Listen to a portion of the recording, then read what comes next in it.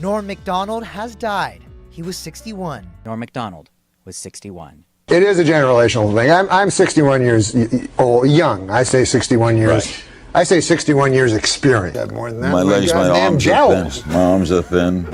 I used to have jowls. I don't have jowls. I have more chins than How old are you? Huh? How old are you? I say I'll be 50 in October. Oh my God, 50.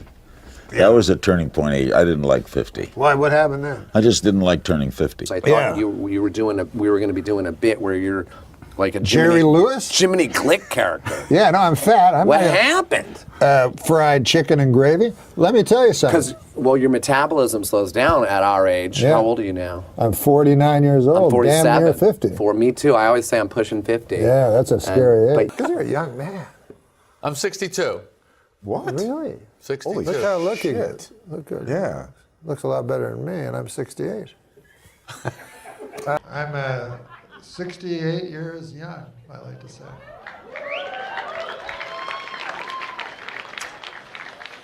And I'm a more mature man than you are, I believe. I don't know. Might be have a few years on me. I don't know. No. I'm younger than you. Oh, okay. But I'm mature through a series of failures. Oh. Call me to say goodnight. Kiss me once or twice. I'll never let go of you. Fold me into your arms. Stay with. It's Super Bowl Sunday, and I've flown across the country to watch the game with Norm MacDonald. I heard everyone hates Ben Affleck as Batman. Yeah, but they haven't seen the movie yet. What's the movie? Batman.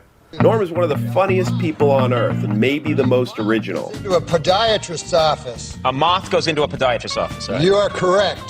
From his first TV appearance on Letterman, You don't look at day past zero. I'm not kidding you there. his Saturday Night Live, his movies, and even most recently playing Colonel Sanders on Kentucky Fried Chicken commercials. It's finger licking good. He twists comedy in ways that don't seem possible. But one big news story: Twister is the big what do you call it? Movie. Yeah. Twister's the big movie, and I got some news. Apparently now they're thinking about Oscars for the movie. Yeah. They're thinking of Best Actor for The Wind.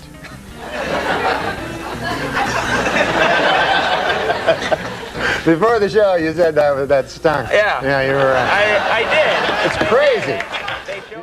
Come and sit. The football game is about to begin. I show up during the pregame. Some celebrities crave attention or surround themselves with handlers. Not Norm. He's just a guy in an easy chair chomping down tomato sandwiches as fast as his mom can pump them out. Do you want to sit down with us or no? And in foreign news today, there's this. My favorite update joke was, "Yippee! Jerry Rubin died today." I'm sorry, that should read, "Yippee, Jerry Rubin." That's a good one. I like that. I remember that one. Rumor was he was going to be replaced as a KFC pitchman on this day. It's true. Fake Colonel pretending to be me. Norm jokes about how on the set that day, no one would tell him the truth. But also, beyond that, wouldn't they think you'd go back if they were not telling you the truth, right? Yeah, I don't know what they thought. It was all strange, but... Not that he cared much. All right, here we go.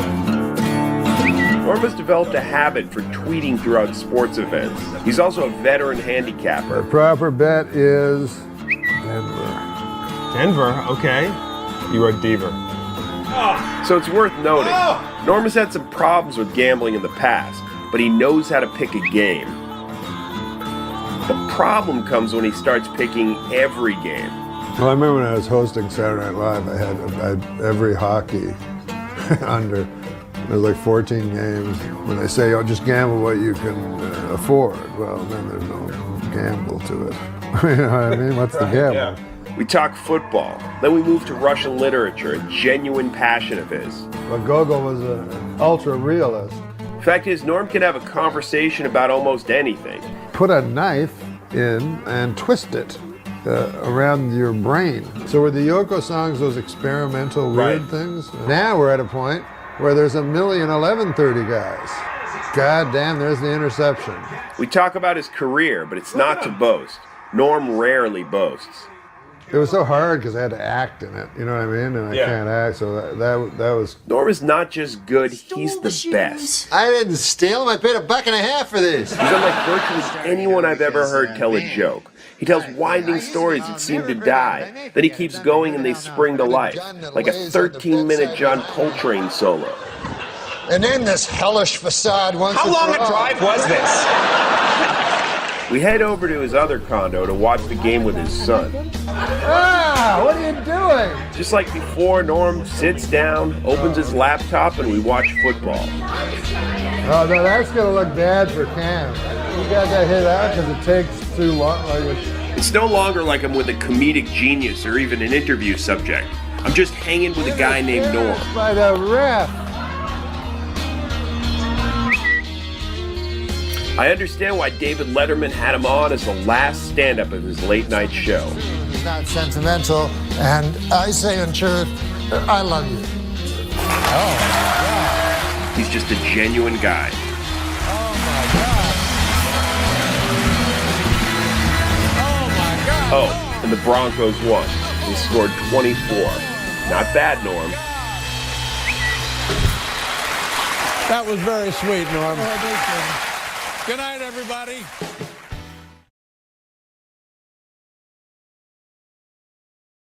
Wanna get da da da da da da da da da da da da da da da and get this fixed. Come just da da da da da da da da da da da da. Just touch my lips. I thought my life's pretty interesting too, you know. So this is me. This is my show. The show is called Norm. Norm +1. It's a crazy life, But it's ours. Hey, don't you gotta go to school or something? Yeah. Do you have homework? Did you do your homework? Yeah. They give you homework there? Yep. After numerous requests, the National Institute of Health has finally granted funds to the University of New Mexico in order to test mice for the deadly hantavirus. Although I'm sure the government would have acted a lot sooner if instead of mice, the hantavirus was killing off rich white guys.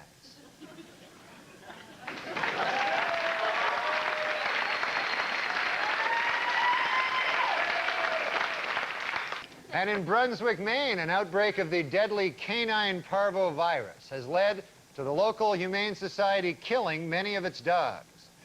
Gee, I wonder if the Humane Society would kill off victims of canine parvo if instead of dogs, they were rich old white guys.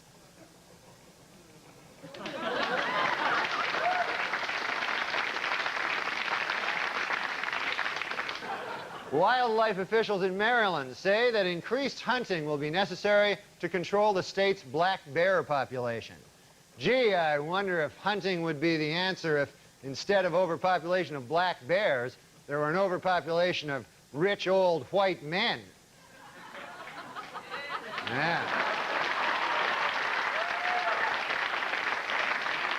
Yeah. Then I wonder. I need your love. You free my mind. I need your love. Yeah, you free my mind. One more thing. Oh, yeah, one more sport? This is the weirdest sport I saw. A guy shooting a gun. They had a thing where it was like a target, right? Right. And the guy goes like this and he shoots the gun. Right. And then whoever is the best at hitting the target, you know? And it was very odd because, you know, is it really a sport if they give you a gun? You know what I mean? Because the gun is a big part of it, you know? Like the speed of the bullet and everything, you know? That mostly comes from the gun. Right, it's the gun. And also, I tell you something else, the judges, they don't like giving a bad score to a dude holding a gun. Yeah, you can't, yeah. You know, they're deciding their score. I don't know, maybe an 8-6, and then the guy's going, "What? Come on, man, what do you? What's my?" What are you telling me about New York?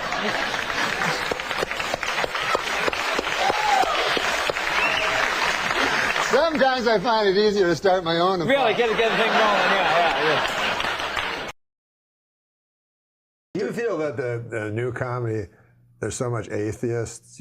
I feel that's kind of like the new hack comedy to me. It's always been that way. I'm not a proponent. I mean, I've studied religion in college, and I take my kids. That's where I got into physics.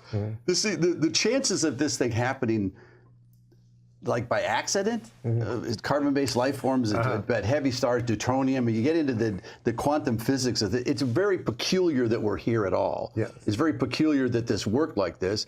And some of these ancient texts, especially Jewish texts, I give these guys, Jews, great credit because there was 300 or 400 years before the Buddhists. They came up with law from Sumerians, Babylonians, blah, blah, blah. But basically, without law, we'd eat each other.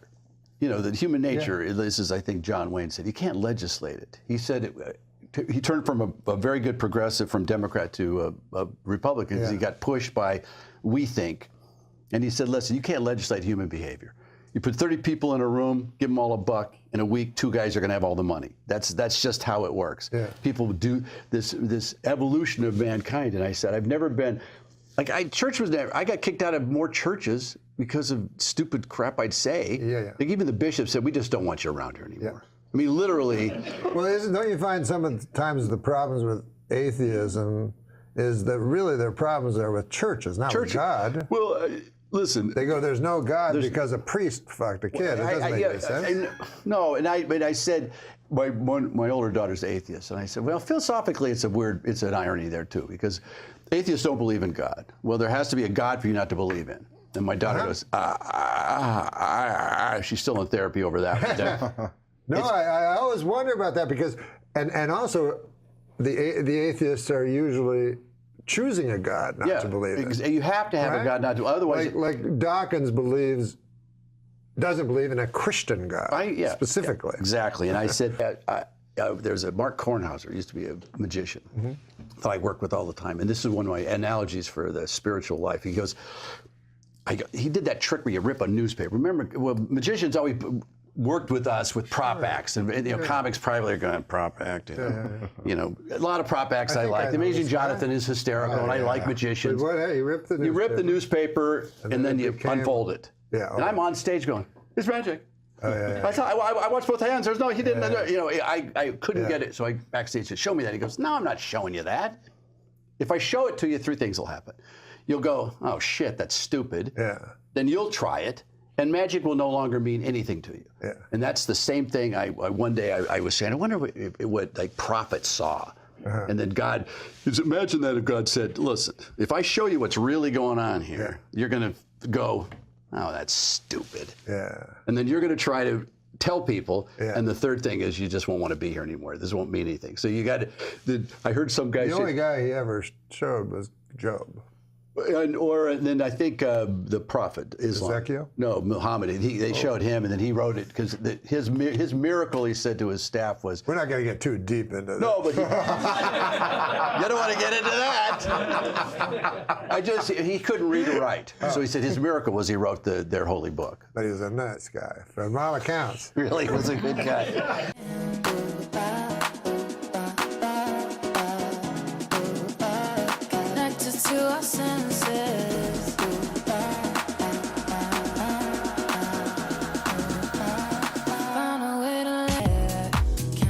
I actually got into an argument on the subway, and the guy quoted the Bible at me. That is not fair. Like, if you get to quote from your favorite book, I should be able to quote from my favorite book, right? He was like, men do not live on bread alone, Matthew 4:4. And it's like, everybody's a little bit magic, Harry Potter, chapter 7. It's not a fair fight, right? One of those books is a classic about a man who has sacrificed himself for the good of the world, and the other is the Bible. Do you know what I'm saying, people? I disagree. I don't think the Bible joke is brave at all. I think if you're going to take on an entire religion, you should maybe know what you're talking about. J.K. Rowling is a Christian, and J.K. Rowling famously said that if you're familiar with the scriptures, you could easily guess the ending of her book. Huh? Okay. I don't like it. Let me ask you this, of all the people that you've ever interviewed over the years, how many people would you say you've interviewed? 40,000. 40,000. That's what they, yeah, figure 40 years, about 1,000 people a year. 40,000 guests. Now, who was the physically ugliest guest you ever encountered? The ugliest. Ugliest. The Elephant Man. You ever interview the Elephant Man? No, we tried. He was ugly. But we didn't do. We almost had Siamese twins once. Really? Didn't do them. You're saying Siamese twins are ugly? They were connected at the head. And that would have been difficult. Not attractive to you? No. Would you marry a Siamese twin? Now stop that. I didn't come here to be insulted. No, but... All right. So you never interviewed the I'm Elephant trying to think Man. if you asked... No, I did not interview the Elephant Man. I'm trying to think of the ugliest man I have ever interviewed. The ugliest man. Who's the guy who produces Saturday Night Live? Lorne Michaels. That's the man. Yes, I've met him. He is hard to look at. Not easy on the eye. No, not. It's hard to interview people like that. Not easy on the eye. So you're saying, Larry King, that you find conjoined twins ugly? At the head, yes. At the head, they're ugly. At the hip, they're not ugly. But at the head, well, it's grotesque. It's grotesque. Don't you think it's grotesque? No, I find all humans beautiful. Larry, that's why we love you. In a recent interview, Jane Pauley recalled how back in the 70s, she coined the phrase bad hair day. In another recent interview, Larry King recalled how back in the 70s, he coined the phrase bad face day.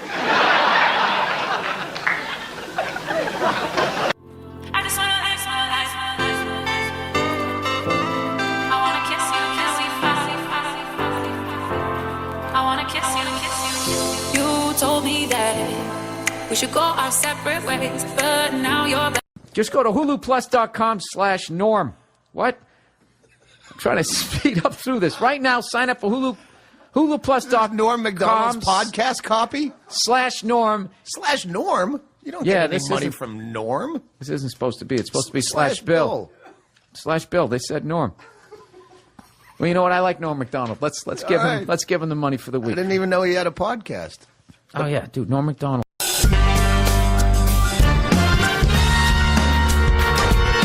Hey, welcome to the show. This is a podcast, but it's on the TV also. And I'm here with my trusty sidekick, Adam Egas. That's right. How are you, Norm? Good. How are you, Adam? Fine. Just excellent. Fine. Yeah. Did you see him on Conan telling that moth joke? No. Yeah, you got to see it. No, I haven't. A moth goes into a podiatrist's office. A moth goes into a podiatrist's office, all right? You are correct. Dude, you know how many comics out there don't give a fuck, but kind of still do? You have to kind of still do to eat. That guy Norm truly doesn't. He's so fucking funny. One of my best opening monologue jokes ever. Did you ever see? Remember that whole thing when he was doing Weekend Update and they told him to make it funnier. So he didn't. He just was more Norm the next week. So eventually, of course, he gets fired. So then, he goes off into the Hollywood world. He's got a TV show or a hit movie or some shit. So now they bring him back to guest host on SNL. And I'm going to butcher this, but he kind of came out. He's like, yeah, so, people know I got fired from this show. So now they got me back hosting, which means either I got a lot funnier or this show sucks. That's what he opened up with. And I know that wasn't approved. Sorry for the bad Norm. I'll have Jay Moore on to make up for it. That was a great Norm. I haven't gotten funnier. The show has gotten really bad.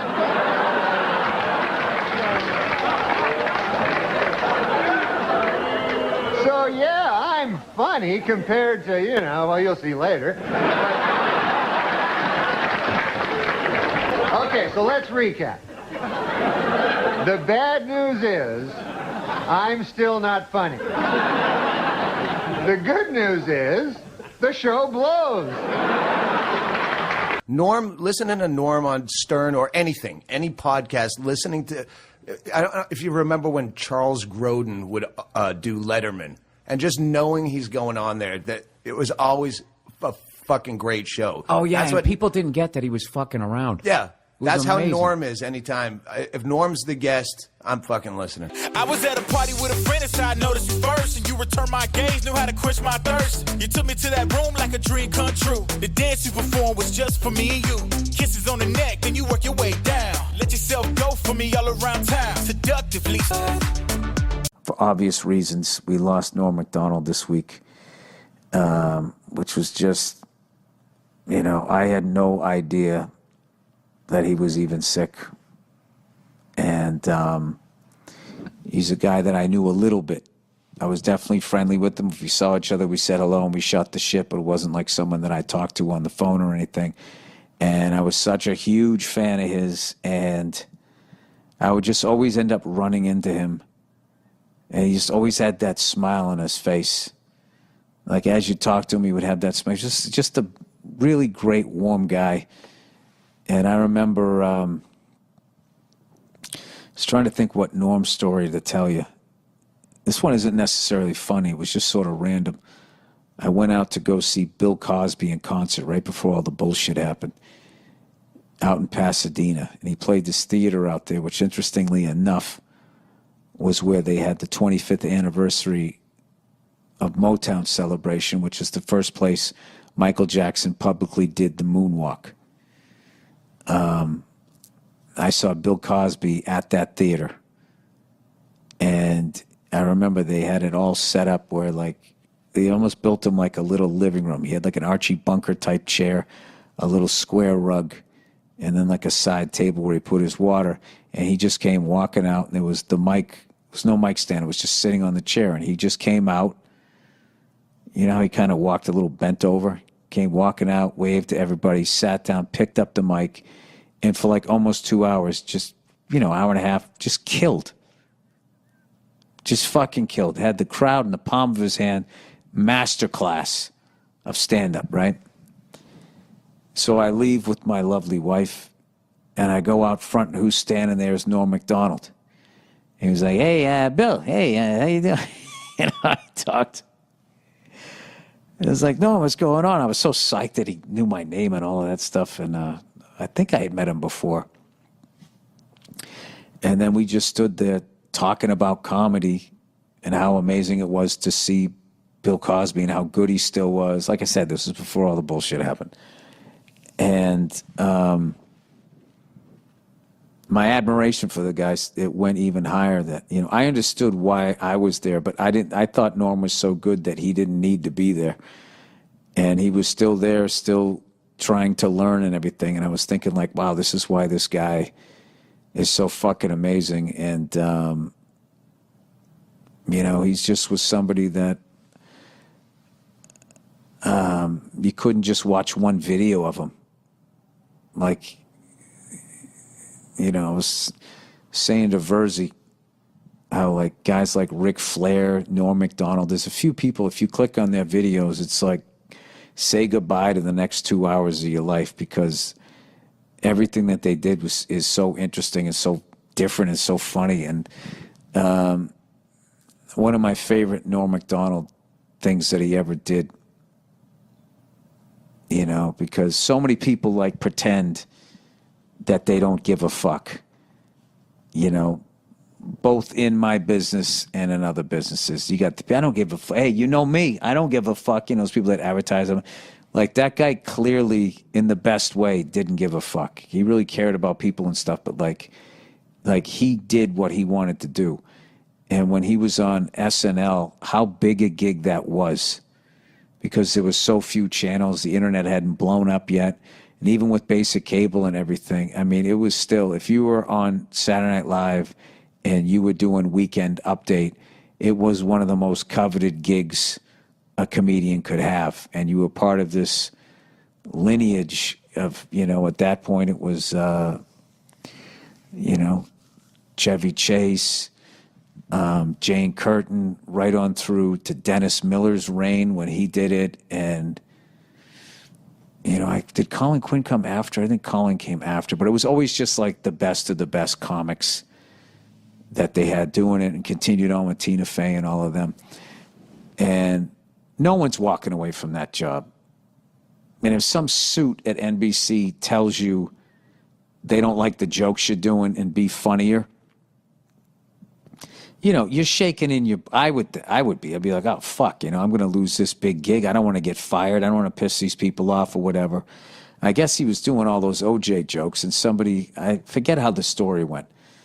There was somebody there that knew OJ or something, and was telling Norm to back off and move on to something else. So what does Norm do? He just doubles down and he just does even more OJ jokes, which is like, you know, the balls that took to do that. And he ended up losing the gig. He got fired. And people loved him and he was fucking hilarious, but he didn't back down to the big fucking guy over there, and he ended up losing the gig. So, as luck would have it, I think it was Dirty Work, came out like a year and a half later or so. So he has to promote it, and he's on the press thing. So Lauren has him back and has him host the show. And I remember he went out there, and his opening joke, he just comes out. And he was just like, something like this. Yeah, it's good to be back. I actually got fired from this show about a year and a half ago because they said I wasn't funny. And now here I am. I'm hosting the show. So that means one of two things. Either I got a lot funnier or this show sucks. And they did that big shit-eating grin on his face, and he started laughing. And then he proceeded to do a bunch of OJ jokes. Then it occurred to me, I haven't gotten funnier. The show has gotten really bad.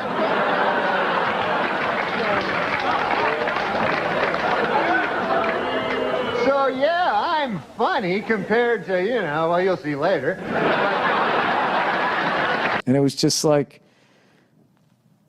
that fucking thing about him. And the whole time, I just felt the whole time when people were fucking with him or whatever and trying to take what he had, he always just still had that smile on his face, and he just still did exactly what he wanted to do. And I got so much respect for him. And I feel so fortunate that I got to see him live. So I remember, oh my God, I saw him right after 9/11.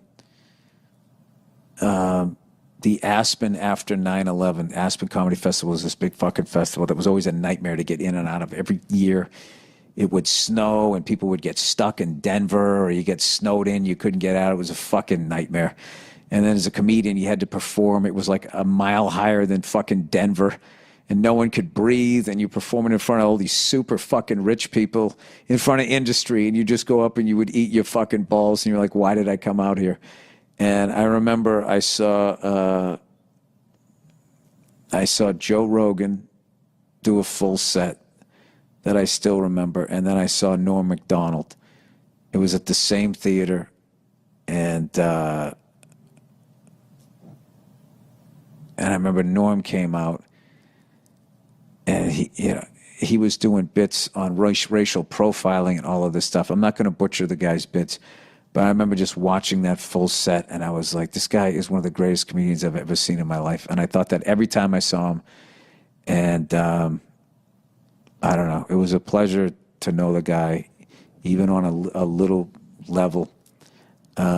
Just a massive, massive, massive loss to not have him around. And especially now with all of this stupid fucking cancel culture horseshit that is going on, which has way, way, way overstepped its bounds, as it always happens. No matter who's behind it, it always ends up, starting off with something that makes sense, and then that becomes the overreach, and then it just becomes like, hey, is it me, or did you literally become what the fuck you were trying to stop? And we, I don't know, as a comedian, really needed a guy like Norm out there to be eviscerating it and making fun of it and still doing what the fuck you want to do. So if there's any other young comics out there, if you want to see how it's done, watch that guy, because he was the real deal. All right? So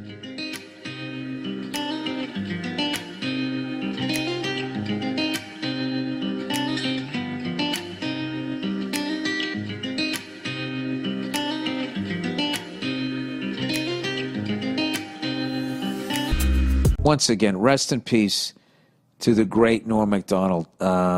Just truly, without a doubt, one of the greatest stand-up comedians I ever saw in my life. And just such a great guy. And it's just so sad that he won't be around anymore. But I actually got off the plane in a better mood from just watching literally the beauty of who he was and his work. When I got off the plane, I was actually like, I don't know, there's something about him. I just thought he understood life. Just a really warm guy. God damn it. It's always those guys that go. So there's your lesson. Don't be nice. You'll live forever. All right. Talk about this new movie called Dirty Work. Dirty Work. Yeah, Somebody's got to do it. I read the synopsis of it. It sounds like a lot of fun. Two guys who just can't seem to get it together, right? Yeah, we can't get it together, so the only thing we're good at is getting back at people. Yeah. So we open a revenge for hire business. Yeah. I like this. Yeah, this is good. So if you need revenge, you see, you'd come to me and I'd figure out a revenge. Let's suppose there was somebody that was a mean, then you... Treating you unfairly. Exactly. I would come to you and say, I want revenge. Yes, and I'd figure out a way to get you revenge. Well, you do this in the movie to Don Rickles, don't you? Yeah, Don Rickles was great. Well, what did he do to deserve some revenge? He was just Don Rickles. What I love is that I read that you wrote insults for him. He didn't like them at all. He wrote his own insults. Yeah, he just did. We just said, do whatever you want. Yeah, you can't. And he just insulted us. And it was great because it's funny when he insults you and it makes no sense. Yeah. Like he'll just go up to you and go, listen, why don't you go to Alaska and live in a shed with a rake? And you go, what does that mean? You're talking to the right person. He thinks he loves Donald. That's great. Oh, God. So you like acting, huh? So this could be the beginning of a whole new career for you. Yeah. Just like Chevy left Saturday Night Live, went out to Hollywood, became a big movie star. Well, acting is tough. I mean, one of the toughest things is you don't have your own name. Like, my name's Norm, as you well know. Sure. And my character's name in the movie was Mitch, you see? So in the scenes, like, a guy would say to me, hey, we better get going, Mitch. And I go, huh? And then they go, cut, yeah, right. You're not used to this. Right. So then the next time they go, let's get going, man. We got to get going, Mitch. And I go, yes, me, Mitch. Let's get going. I'm Mitch. And then they go, cut. And Bob Saget directed this. Yeah, well, there's bad news and everything. How is young Saget? He's actually right over Bob? there. Hey, Bob. Come on over here. Bob Saget.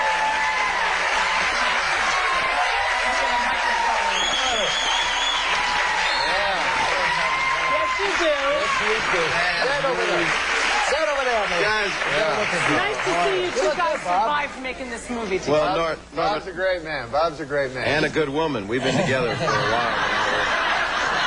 And now he's a big movie director. He's a big movie director. If it's a big movie. Tell him what Rickles said to you when he first met you about what Scorsese. Oh, Rickles actually said, Bob, you're very, very tall. You're very tall. Martin's very short man. That was it. No, remember Scorsese met you when he first heard him? He's outdoors. I don't remember. He said, Rickles meets him and he goes, because he did Casino with Martin Scorsese. Sure. And he goes, I just talked to Martin and I told him you were my next director. And he went, ah! Oh, that's He left me a message. He called me at my office and he said, I don't understand. He left this message. He said, I hit 2 in pound and I hit 3 in pound. I don't know how your Jew spaceship works. He says, call me Saget. I miss you. Don Rickles. It's very funny. How is he as an actor? He's really good. Yeah? Big he future? is. Yeah. I think the man is incredibly talented. I'm not just saying that because we have a movie opening on June 12th. No, he's in full commitment. He says he wouldn't answer to, the name Mitch, but he did. Yeah. Not to me, but to other people. Well, you gave it 100%, huh? Now, can this guy become a romantic leading man in the movies? Yeah, he turns me on. No, I think, all kidding aside, I've talked to a lot of ladies, a lot of ladies, and they all say they find this man very sexy, and they think his... What else do you need? His eyes. They love his eyes. Beautiful eyes. Oh, your beautiful eyes. They twinkle. And he's got those Tom Selleck dimple things happening. Oh, yeah. This is the new Tom Selleck, absolutely. He's got the little wavy hair thing happening. Yeah. I think you're getting to Kathy Lee. Oh, yeah, baby. All right, so it opens on June 12th, June 12th. All right. They say revenge is sweet. Bob Saget and Norm MacDonald are hoping it is also funny. Saget makes his feature film directorial debut. MacDonald his writing and starring debut in Dirty Work. Basically, two guys who've never done this job before. It's an irreverent comedy that proves getting even can lead to odd situations. They're nice cars. These are luxury automobiles. I got a whole place. They're fully loaded. They're loaded with dead hookers. They're seeing things. Don't shoot this. This is not part of the commercial. Is some jerk making your life miserable? You want revenge? Call 555-0187 and let us do your dirty work. Sort of like Ghostbusters. Yeah, a little bit, but there's no ghost. Just hookers in trunks. Hookers in trunks. Good programming in the morning for your family. You've never done this before. You've never done this before. Nervous at all? Hookers and trunks, or you mean the movie thing? Big funny directorial debut, comedy, you starring role. Yeah. A lot of pressure. Yeah, I'm nervous. No, but, you're not. No, I'm not, because I take the Xanax. 3-4 cases a week, isn't it? No, I sell it to him. Do you? No. Tell me about the movie. Actually, he's a very, very funny man. The movie? Oh, I'm sorry, I got crazy. I was reading that. The movie is two guys that start a revenge for hire business because one of their dads, Jack Warden, needs a heart transplant. He's my dad, too. He's both of our dads. You can't say that, though. That's secret information. Oh, yeah, that's the big plot twist. Yeah. So, we give that away later. Let me tell you how The Exorcist ends now. Silence of the Lambs, they kill that guy. Revenge. What do you know from revenge? Do you have any experience in your own life with revenge? Yeah, I always think up revenge is to get back at guys. Like if they screw me over, if they do something mean, you know. Really? Oh, all the time. Like this one guy, man. He would always. What's that? What do you got there? A little article about you in a little feud with another network. Oh yeah. There's this character over on the NBC. He's the president, and he hates me. And why? He doesn't think I'm funny. Sorry, I shouldn't be laughing if you're not funny. No, I am funny. Yeah. He's very funny. I think he just doesn't know you. He's a jackass. What about Dirty Work, though? What about Dirty Work? Can I have that? Yeah, as a matter of fact, yeah. That's a good thing. Dirty Work is what about it? It's funny, don't you think? Is it funny? Have you ever done any revenge, little tricks, do little pranks to people to sort of get even? When I was a little kid, I did this thing where I would phone people at random, me and my brother, and we'd go, hello? We'd pretend to be all scary, and we go, my mommy gave this number to call you in case there's an emergency. There's someone at the door trying to get in. There's someone at the door. That's terrible. Yeah, it was funny, though. He did something to me 2 days ago. I was driving. One of the stars of the movie, Artie Lang, is very excited about everything that's going on with this movie, and he got a brand new Cadillac. Beautiful black Cadillac. We went golfing. We played 3 holes, then went to the snack bar, and then we played 2 more later. And so Artie, we're driving back, and I plowed into a manhole, and I flatted out his tire in the bottom of the car. With his new caddy? With his brand new caddy. He's like cracking up. So what current kind of practical joke So this crazy Mexican tow truck driver comes, you know, to fix his car.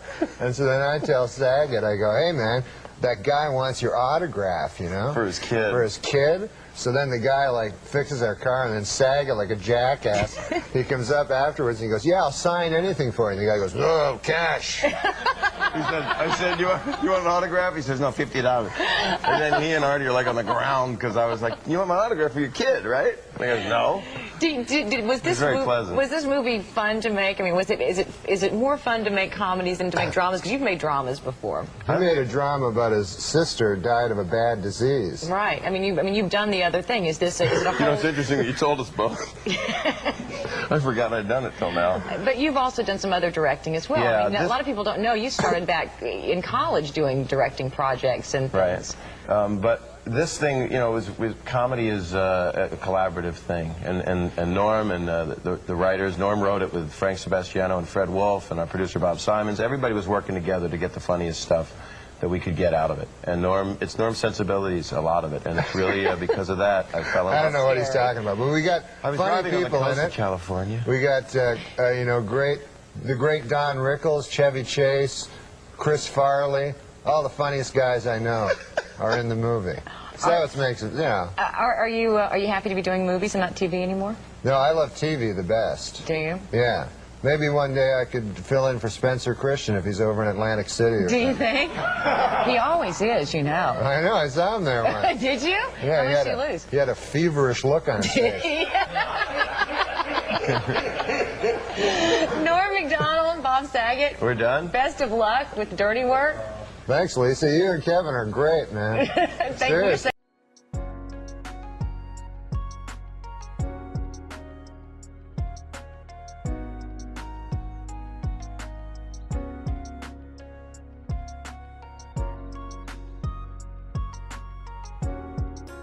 But you wrote a sequel for Dirty Work. I did. And we had the money?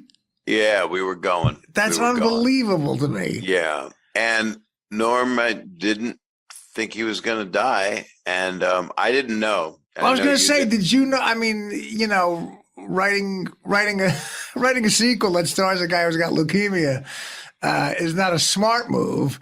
So when nobody knew, and he wanted it that way, and I think it was also him being a gambler at heart. You know, with life, he thought he could get through it. And by the way, he was told he was going to. So I think it's those last few weeks. I think he was really thinking he was going to beat it, and we were set to go. And so you were going to be getting the phone call. Yeah. And I told you that when I was in New York, and it's really good script. And he and Lori Jo Hoekstra, who I love. Yeah, Lojo, the great LJ. She's just great.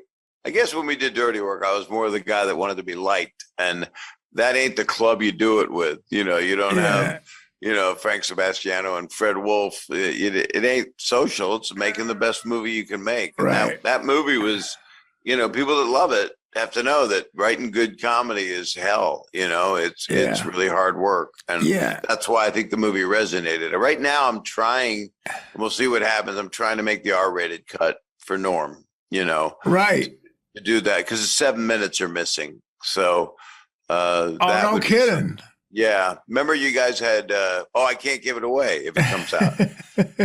Well, it involves donuts. The donut scene. Yeah, right, exactly. And there's more than that. But you know, the prison scene's a little bit different. Yeah. And I can say what it is. The prison scene, Norm gets fucked in the ass. And as you do in prison. Listen, I've been there. No one always gets fucked in the ass. Believe me, that would be I'd be a hard date to deal with if that happened. Well, for you, it's like looking for Waldo once they get in there. But anyway, you know, Norm says after he gets fucked in the ass, you know what hurts the most is the lack of respect. That's what hurts the most. But the other thing hurts the most, the anal rape. Right. And that got cut out. But we used a wide shot, and amazing that it worked. That and the other thing. Right. And I had Norm loop it, and he went, God, looks like I said that. So he didn't. You said anal rape, Norm. And so hopefully we'll put anal rape back in where it belongs in Dirty Work. Anal rape belongs no further than your friendly podcast and your friendly movie makers.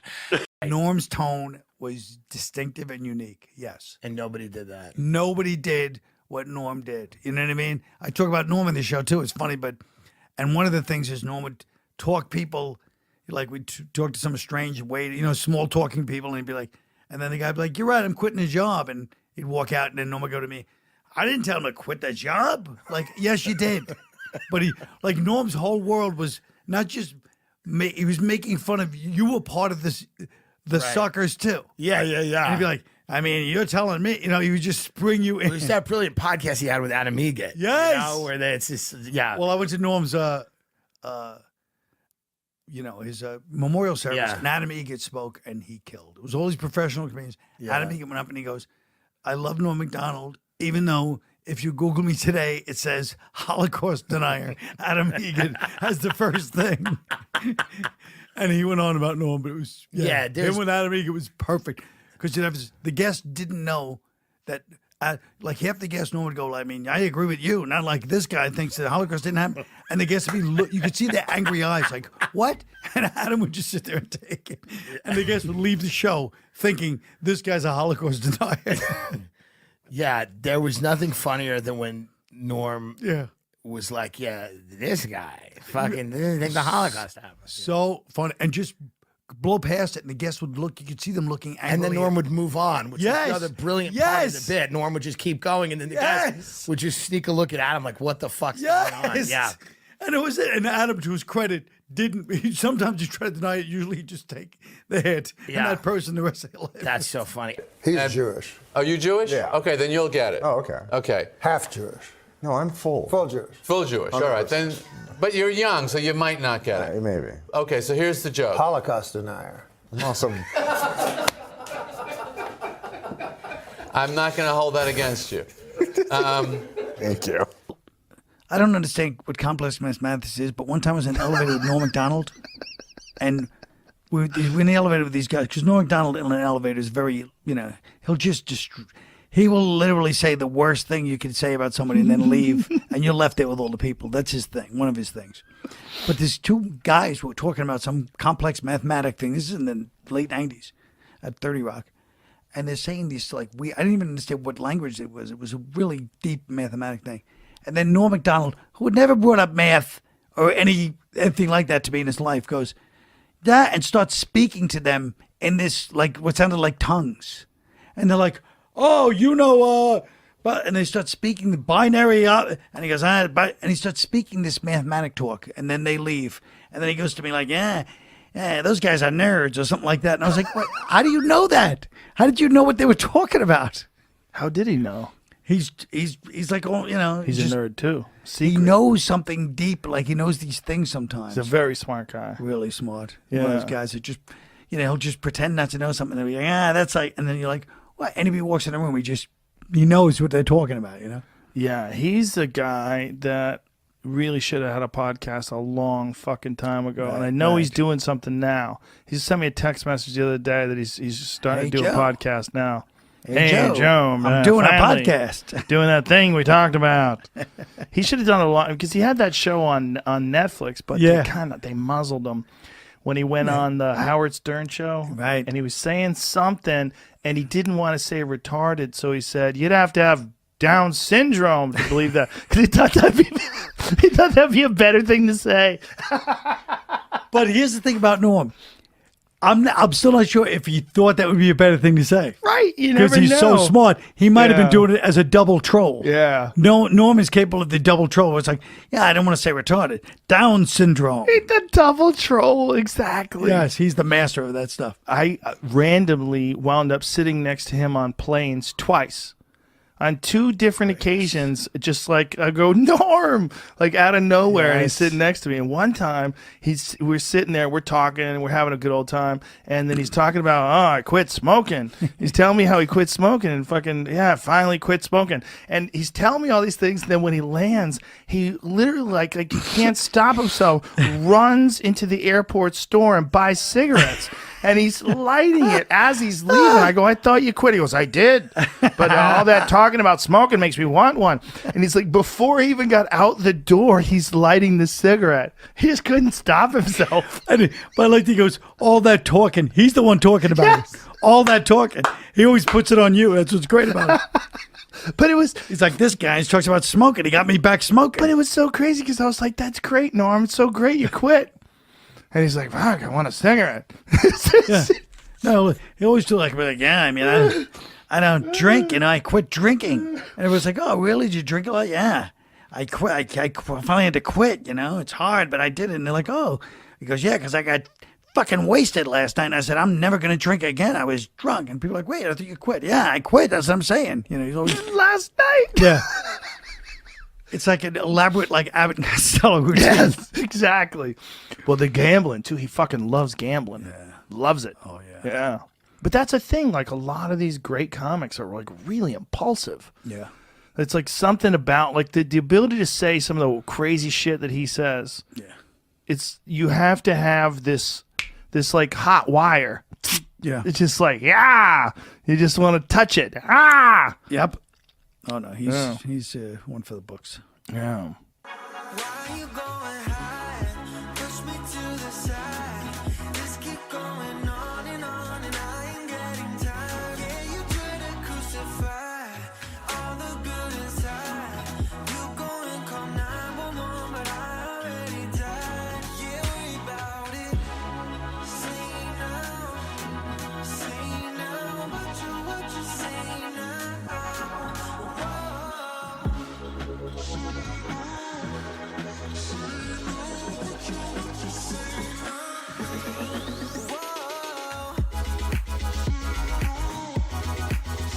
On the subject of SNL, and it's sweet when you took over for Norm, and Gilbert and I haven't said anything. Gilbert, I don't know. Have you spoken publicly since Norm passed about him, Gil? I think I don't know if I. We haven't said anything on this show, Yeah. which we would like to do now. You both knew him well, but the bartender speech when you took over, and obviously it was a very awkward period for you. Oh God! To be stepping into that role, and also a friend's job. Yes, yeah. It was like we lived in the same building too. You know how you go to your favorite bar and your local bartender isn't there? You ask, where's Jeff? Jeff no longer works here, I'm Steve. And you're thinking, hey, who's this idiot? I like Jeff, but you still want your drink? And even though Steve doesn't mix your drink the same way you're used to, like Jeff, you still like the bar, you don't have to go to a different bar. And even Steve might feel kind of bad because Jeff trained him. Did he ever say anything to you about that? Did he ever give you a He blessing? was so no, but he was so classy in not saying anything. Yeah. You know what I mean? Yeah. So that's all. You have that great I'm Steve, what can I get you? Yeah. The bartender piece. Well, I'm Steve. What can I get you?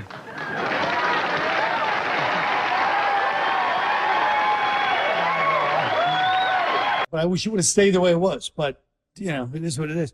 But yeah, Norm is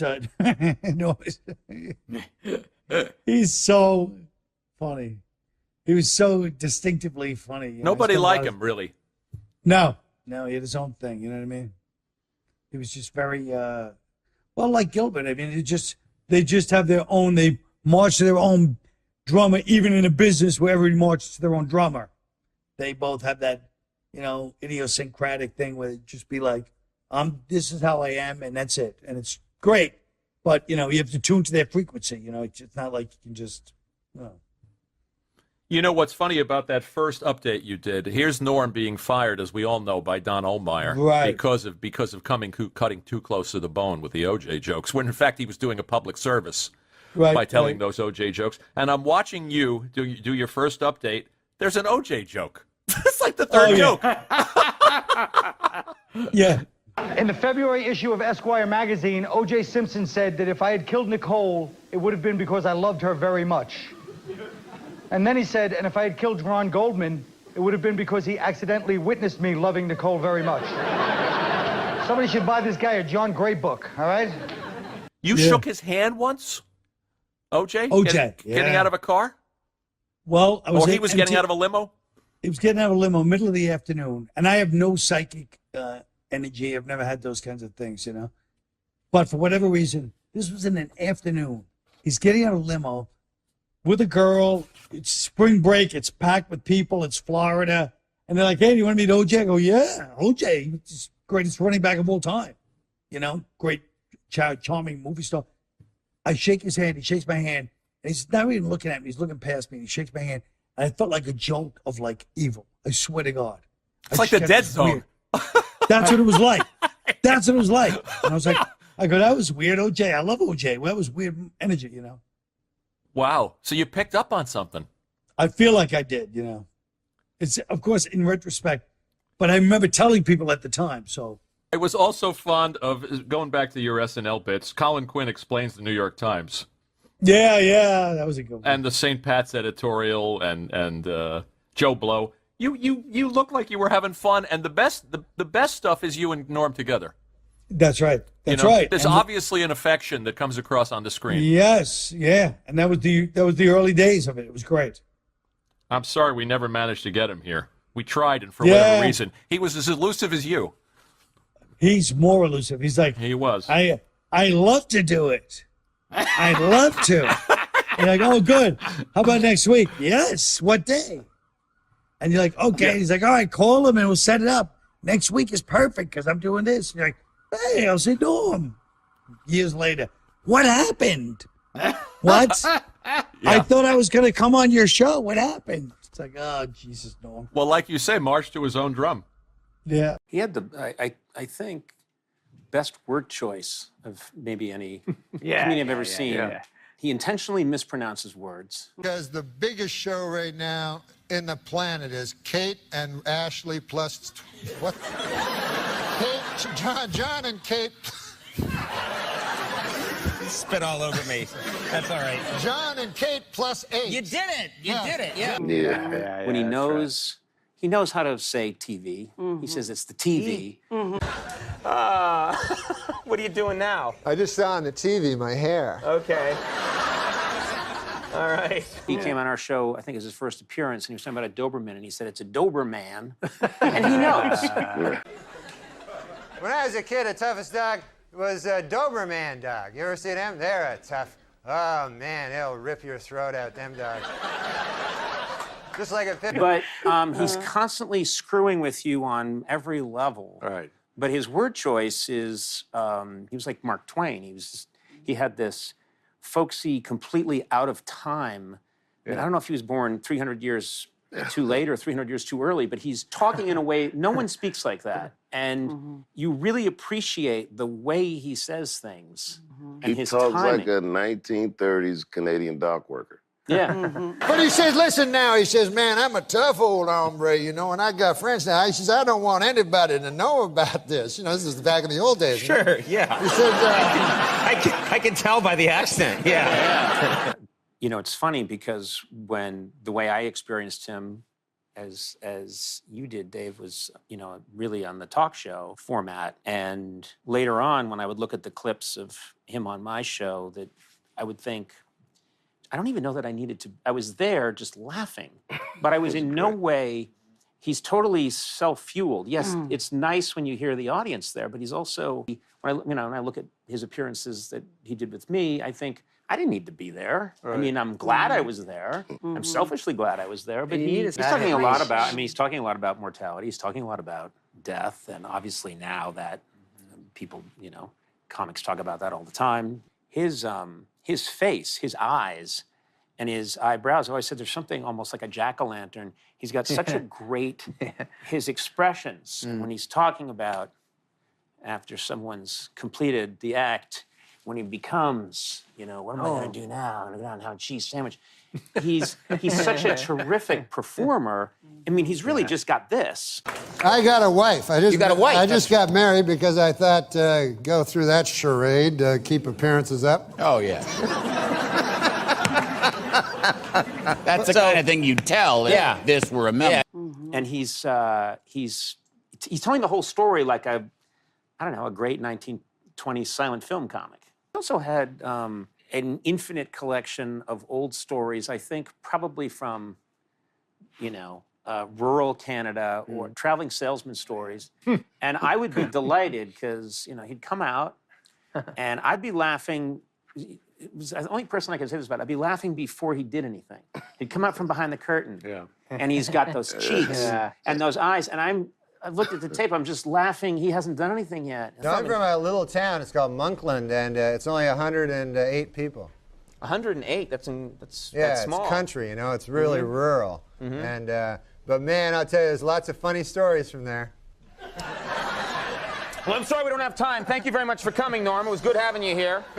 It was Norm MacDonald. Good night, everybody. Because farm people, you know. There are funny stories from this town. Yeah, because farm people, they all seem to be, you know, there always seems to be a funny story. I remember one time. There better be, Norm. And then Norm, how are you? And he's like, about a farm. Yeah. And I know immediately this is complete bullshit. And I'd say, well, you know, the whole thing is a complete waste of everyone's time, and it's joyous Right. because He's reveling in it. He's reveling in every second of it. My experience was so chaotic. You know, I thought this guy is Evel Knievel. He's going to jump Snake River Canyon. He doesn't care.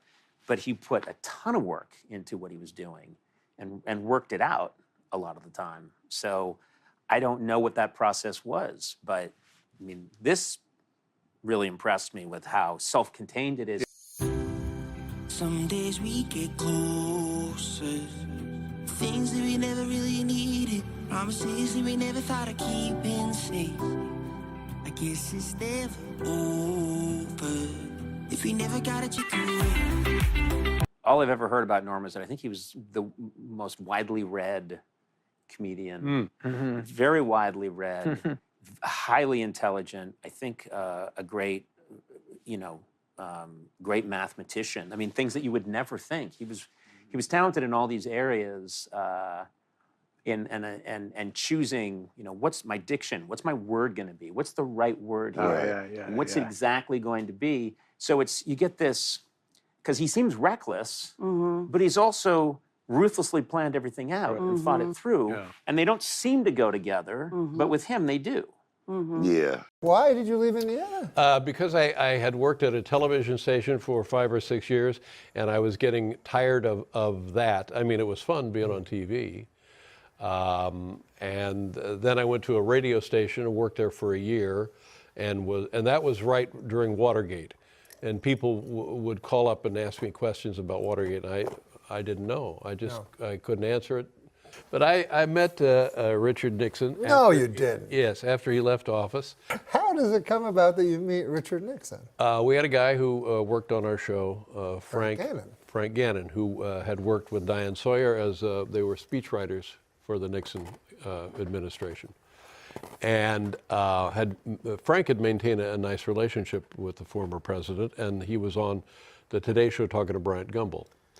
And so he said to me, after we got done taping our show, he said, Bryant Gumbel is taping these interviews with Richard Nixon. Would you like to come up and meet him? And I said, yes, of course I would like to come up and meet him. Now, a friend of mine had been on our show named Jeff Altman. And Jeff Altman loved Richard Nixon, loved everything about him, loved what he looked like, loved what he sounded like. He was fascinated by Richard Nixon.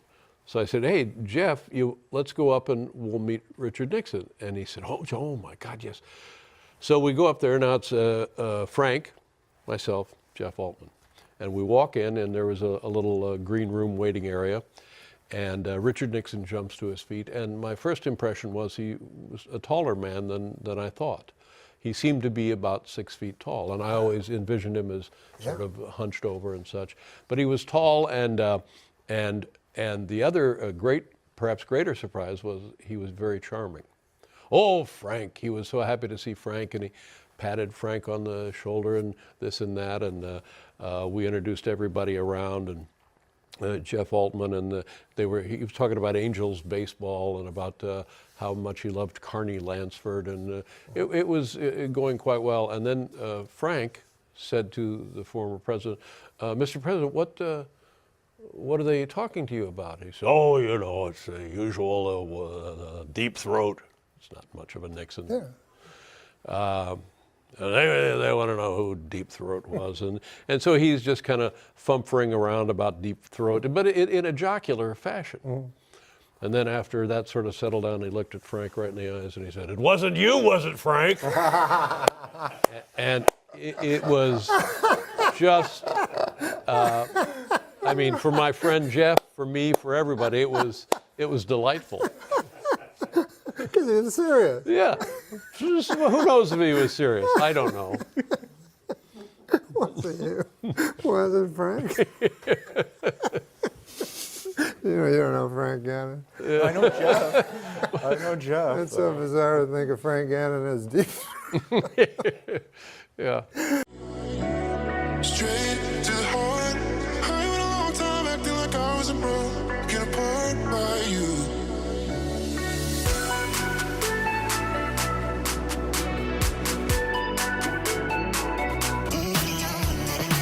Says now when Howard Hunt and G. Gordon Liddy broke into the Watergate Hotel, they were wearing wigs and listening devices. And Richard Nixon goes, well, I suppose you could say they were wearing listening devices, or perhaps you'd call them hearing devices. And wigs. The smartest cat I ever knew at SNL, and a much revered figure there, is joining us for another segment. This is my former producer, longtime writer and contributor, Jim Downey. Jim, I had Norm on the show yesterday. I always thought Norm, from the first second I saw him, was just a flat-out misanthropic genius. I always gave him a wide berth as far as time schedules and that, because I just said, well, I'm going to grab Amadeus and tell him he has to be here to do busy work. You know what I mean? That isn't going to happen. So I think he's a genius. What was it like to work with him on Update? Well, he is a genius and the most fearless performer. He likes people to laugh at his stuff. He enjoys that, but it's sort of one of like, half a dozen important aspects of what he does. Mm-hmm. So that if he really loves a joke or a bit, he will happily go out there and do it, whatever the response is. And there was if you want to hear a story, I love me a Norm story. One time we were in the office doing Update stuff, and there'd been a news item about there was going to be a newspaper for the homeless, and so we were thinking about doing some of that. So we started improvising. It was more of a scene, not something we could do on the segment, but it was like a tough kind of Perry White kind of editor going like, "You, Miller, I want 500 words on going to the bathroom in your pants. You, Immel, give me something. Give me a human interest thing on urine stain matter. You, that kind of thing." Yeah. And like a lot of like photos, maybe some, a little human side, what are, pets, that kind of thing. And so nothing came of it, and I sort of forgot we had the conversation. And then the first meeting we have after the summer, Norm comes in and goes, hey, Downey, remember that, that thing we were talking about there with the, remember that thing with the newspaper for the homeless, that thing, the homeless newspaper? And I go, yeah. He goes, yeah, well, I was out in L.A. and I was asked to do this benefit, for the coalition to feed the homeless, and, and I'm going, no. And he goes, yeah, I did that bit, They hated it. Hated it. All right, you tell me now. That's the Andy Kaufman part of the joke, or is he actually surprised that they hated it? That's what I can't quite figure with Look. I know. Jimmy calls in here periodically and says that he has bought a puppet and he wants to work material out on the show. And I'll say, well, tell me about the puppet. And it's an old man puppet who's a Holocaust denier. And it's obviously just Norm sitting at home talking as Norm. He makes no pretension to a puppet voice. I know. And I think he's Andy. I don't know. I view a lot of Andy Kaufman in there. It's just he also would like to, one of the things that he would really enjoy just getting into a character, and then you could not get him out of it.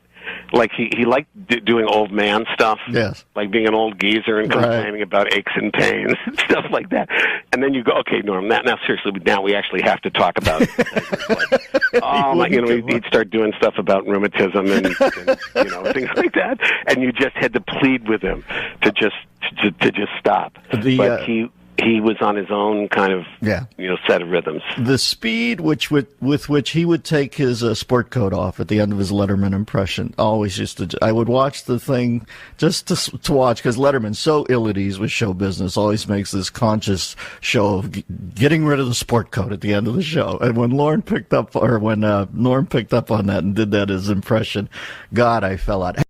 I learned a little bit about that was Norm. And of course, Norm's a little crazy, but Norm, a big host would come and we'd all get all hopped up, like, okay, Rosie's gonna bring in big ratings. Let's get our AP. Where's my goat? I'm gonna throw out a goat.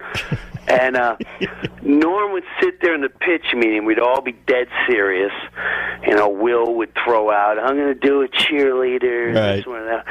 And Norm would be like, yeah, I got a sketch ready. You're going in your pants, and you're just walking around. And you're like, yeah, I'm the guy with the in my pants. I hate this guy, and you look at him like he was nuts, but he knew what he was doing. Norm knew exactly. Listen, one of the single funniest things I've ever seen in my life is when he did Letterman, how quickly he would throw the sport coat off at the end of the sketch. Nothing made me laugh harder than Norm.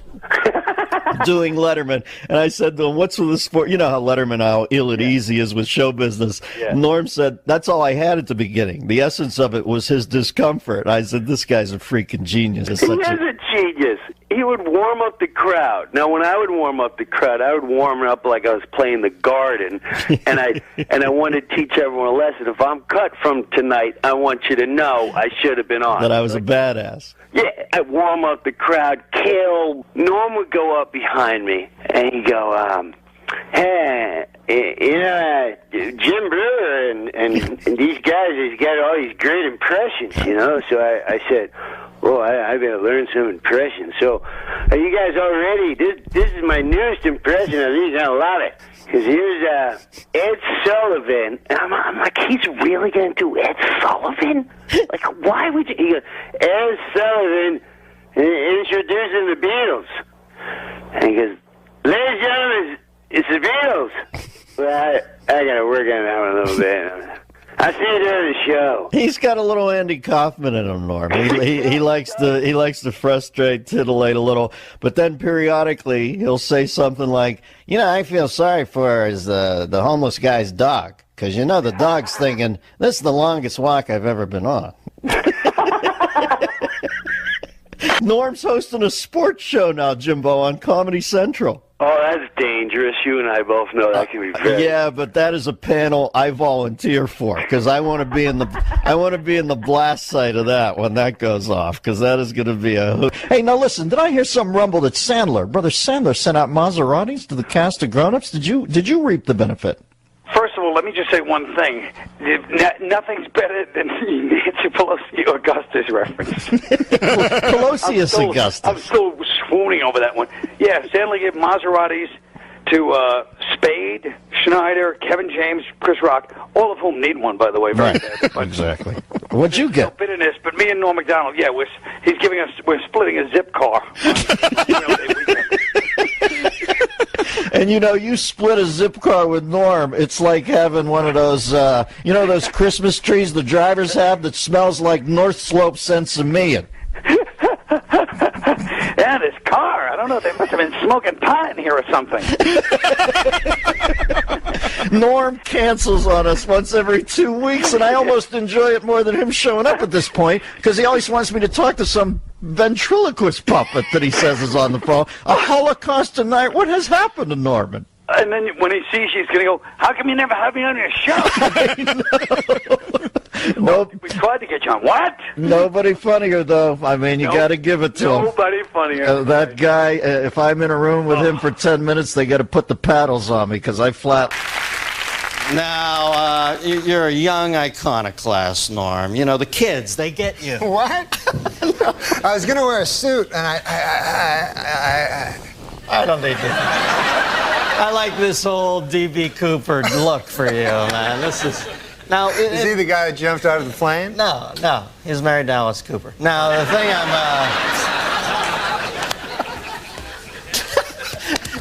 Remember you wrote for my first talk show? Yeah, you gave me my first job. And I used to come in the room, and you and Drake Sather had no lights on. It was like some fucking Anton LaVey Satan cult in there, and you guys used to turn out the sickest jokes ever, and everybody was always smoking. Then I see you on Saturday Night Live during the opening credits, and one of the things I like about you is you're completely unfiltered on that show. You'll say anything, and I saw in the picture you had a cigarette in your mouth. I thought, this guy just doesn't give a shit. So I asked you to come on. I find out you pussed out on me and quit smoking. What is that all about? No, because it's bad for you. They have these fucking things on the side. You have to read the fine print where it says, it's bad.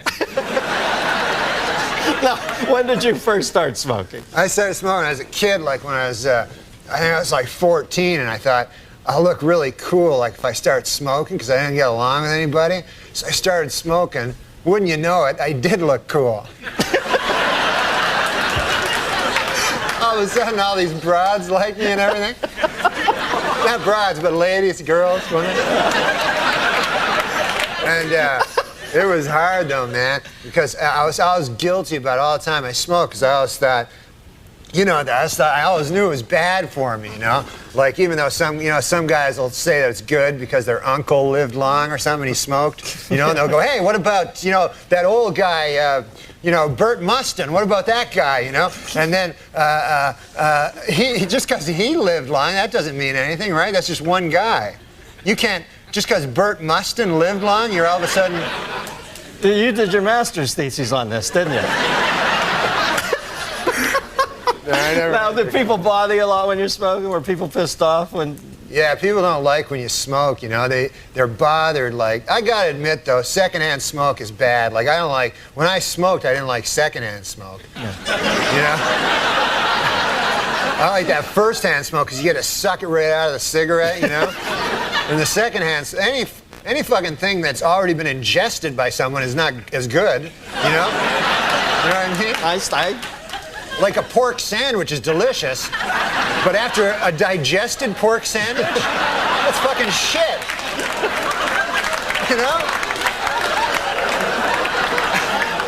You can't fight that logic, Norman. You cannot.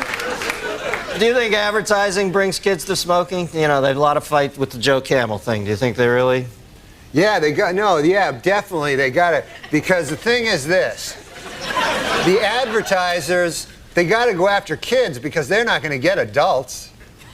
Like, there's not going to be a 50-year-old guy going, hey, I should start smoking. That goddamn Camel. Look at him. They got to get little children. Joe Camel. Yeah. That's a frightening-looking beast. He looks like a cock. I didn't make this up. And I know you don't mind first-hand cock, but... You don't know that. Don't say that. I know how this stuff happens, man. Because a buddy of mine worked on Saturday Night Live, and he said he was a fag once as a joke. And then he said everybody comes up to him and saying, "Are you a fag?" Gay man? I mean. Show about smoking. They thought you meant the British word for cigarette. All right. Exactly. Can I bum a fag? That's what they say in England. Where else? All right. The thing about Joe Camel looking like a cock, Dennis. I lost my train of thought. Thanks for bringing me back. Is this is what I've noticed. He doesn't even look like a fucking camel. He looks so much like a cock. Because you know how it's usually subliminal? Yeah. Where you have to find the cock, right? This character, you have to find the goddamn camel.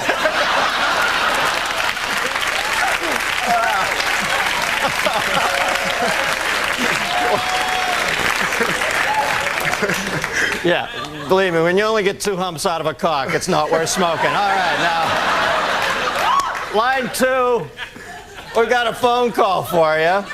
Although I can't believe they'd still be on the line after this departure. Line 2, we've got Beverly from Middletown, Ohio. Beverly?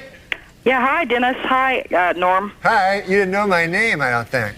Yes, I did. I watched Saturday Night. Do you like it? Yeah.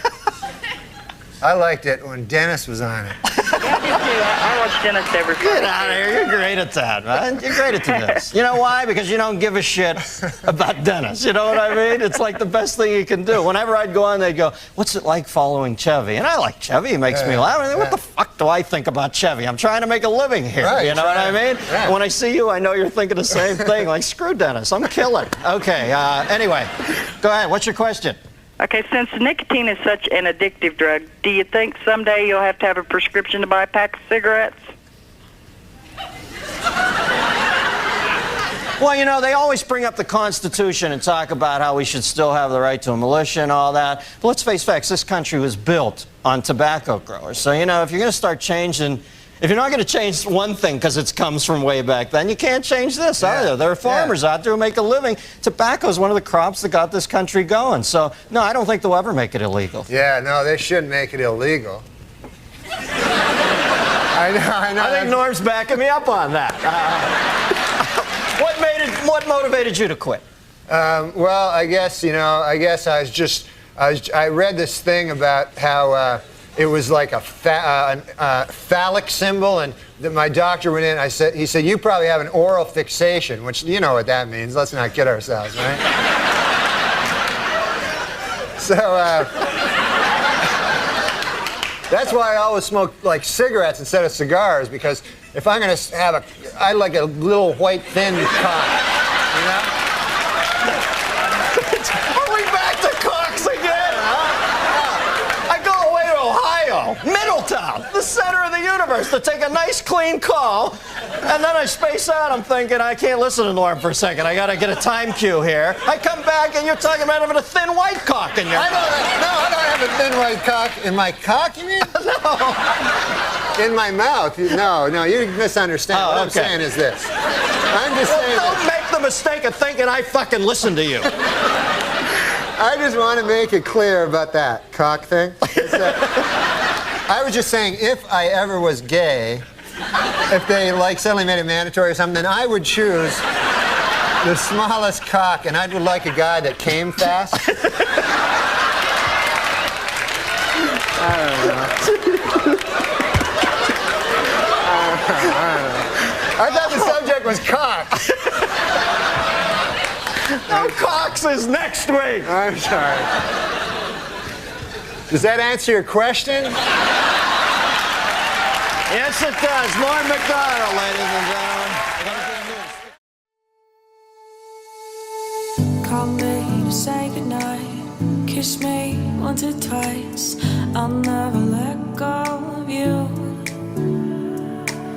Fold me into your arms. Stay with me. No, I was just thinking, because they have that Viagra thing out. Yeah. And the other day, Bob Dole came right out and said he was one of the first. Yeah. And you don't want to hear about Bob Dole's cock,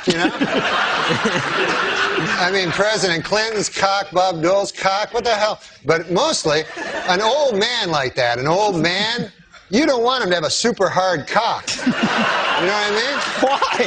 Why? Because an old man, you want him to be got a pipe going, a newspaper, the dog at his feet there. Well, that in some corners is considered pipe. Oh. But now they're going to have to create some goddamn pill that makes women aroused at the sight of a fucking 70-year-old dude with a super hard cock. You know what I'm saying? It's crazy. This Viagra. It's insane. And you know what it's for? Impotent people. All right, it's for impotent guys. So get this. I read this. The pill can make your cock hard for 4 hours. Right. So now, who has the 4-hour hard cock? The impotent guy. The rest of us are fucked. Me and you got our regular cocks. Meanwhile, fucking Spade is, Refer to Spade.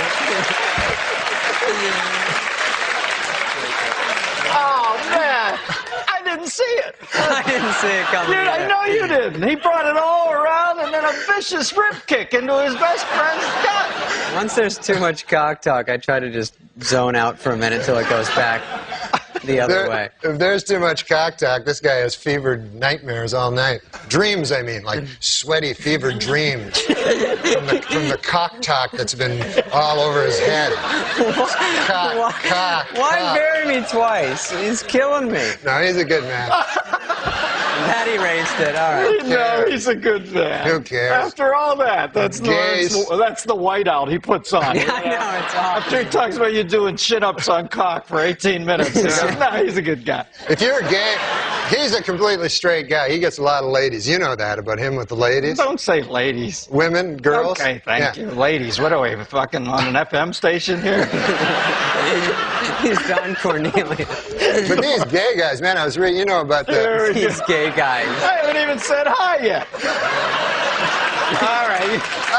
Tell me what it is with these gay guys. I know, I'm already. I just read this thing about the George You're reading Michael. a lot, aren't you? Yeah, I got a little time off. Now I read the newspaper. And this really strikes me about the gay community. I don't know if they're a community, but But called West Hollywood. Yeah, they're gay, and it's George Michaels. He hangs around the bathroom. He has sex with multiple guys. This is no way. You got to get it right.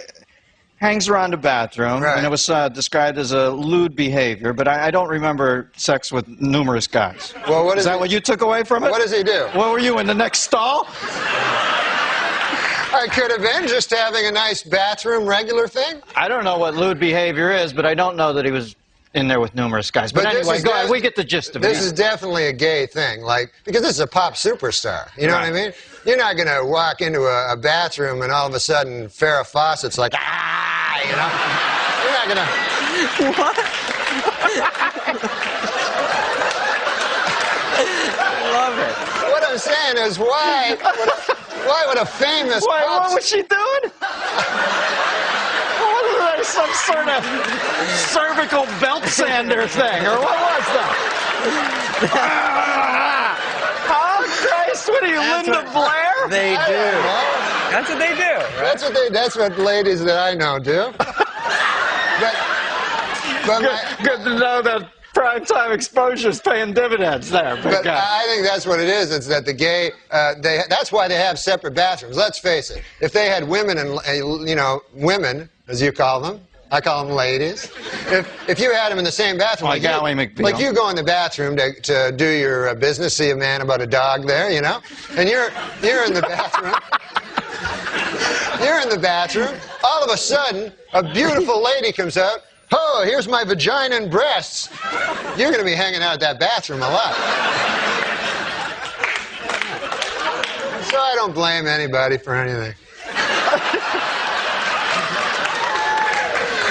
Can you believe Olmeyer didn't get him? We're all the same, man.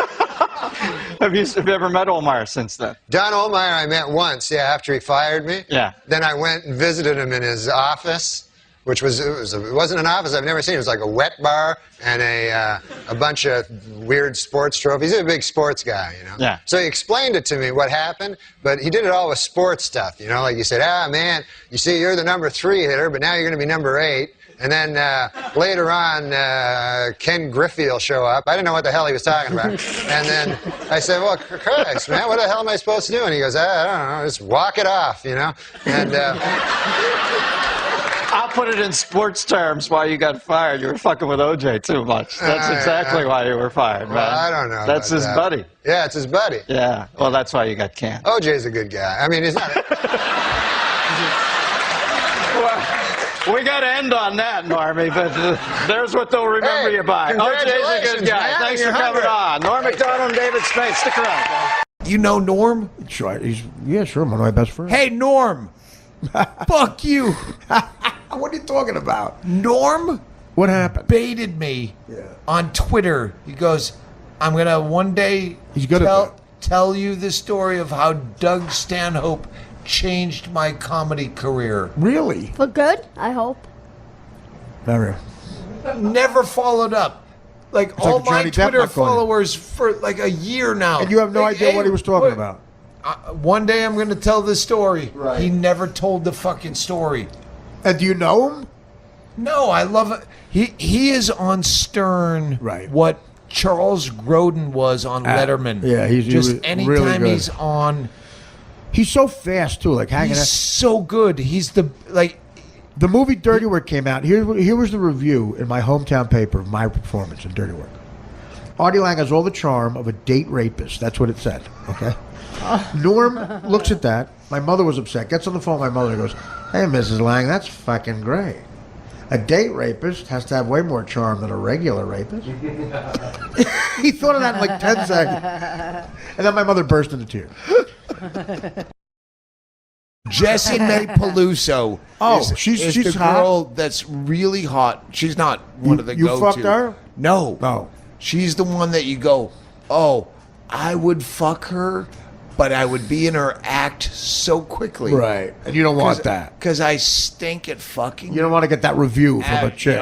Who's a comic. It would be 4 to 5 minutes of solid how bad I am in bed. Well, imagine it was like Roseanne. Oh, guess who sucks at fucking? Well, what are you afraid they'd be too clever in the review? I swam not naked, but in underpants with Roseanne in Hawaii.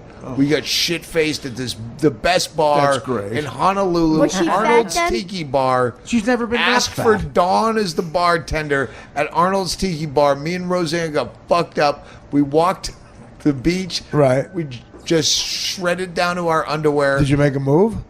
No, Yeah, of but course I'm not. fucking in love with that woman. She's a great. She's is cool as hell. So fucking I've funny. met her before. She's cool as hell. Yes. And her and Norm MacDonald were friends because he wrote on her show. And Norm is like, Norm goes, hey, what are you going to, and she's like, eh. And after 10 minutes, I was listening to them talk. And after like about 10 minutes, it became this noise. Just a solid bar. I can hear it. But Roseanne is so funny. She's like naturally funny. You know. All your shows anytime, anyway. How do you do it, for Christ's sake? Where the hell is it? The whole week? Just go to huluplus.com/norm. What? I'm trying to speed up through this. Right now, sign up for huluplus.com. Norm MacDonald's podcast copy? /norm. /norm? You don't get any money from Norm. This isn't supposed to be. It's supposed to be /bill. /bill. They said Norm. Well, you know what? I like Norm MacDonald. Let's give him the money for the week. I didn't even know he had a podcast. Oh yeah, dude, Norm MacDonald. Did you see him on Conan telling that moth joke? No. Yeah, you got to see it. No, I haven't. Dude, you know how many comics out there don't give a fuck, but kind of still do. You have to kind of still do to eat. That guy Norm truly doesn't. He's so fucking truly funny. Norm, listening to Norm on Stern or anything, any podcast, listening to. I don't know if you remember when Charles Grodin would do Letterman, and just knowing he's going on there, that it was always a fucking great show. Oh yeah, That's and what people didn't get that he was fucking around. Yeah, It was that's how amazing. Norm is. Anytime if Norm's the guest, I'm fucking listening. One of my best opening monologue jokes ever. Did you ever see? Remember that whole thing when he was doing Weekend Update and they told him to make it funnier. So he didn't. He just was more Norm the next week. So eventually, of course, he gets fired. So then he goes off into the Hollywood world. He's got a TV show or a hit movie or some shit. So now they bring him back to guest host on SNL. And I'm going to butcher this, but he kind of came out. He's like, yeah, so people know I got fired from this show. So now they got me back hosting, which means either I got a lot funnier or this show sucks. That's what he opened up with. And I know that wasn't approved. Sorry for the bad Norm. I'll have Jay Moore on to make up for it. That was a great Norm. Then it occurred to me, I haven't gotten funnier. The show has gotten really bad.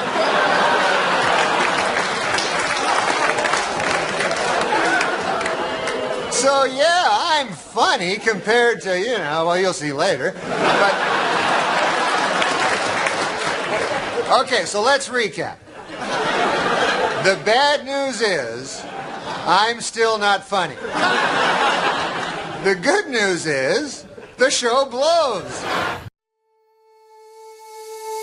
Call me to say goodnight. Kiss me once or twice. I'll never let go of you.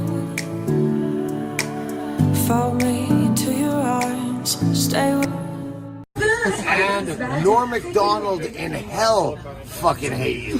So my favorite story of all time is Pistorius. Oh yes, yes. The runner. Tell who Pistorius is. Well, you know who Pistorius is. No, but for the viewers that don't Pistorius know. doesn't know. Well, the viewers that don't know. But haven't you already started filming this movie long before that whole controversy began? Yeah. So what do you make of all this? What do I make of it? Yeah, what's the point? The point of they're what? trying to make, Who?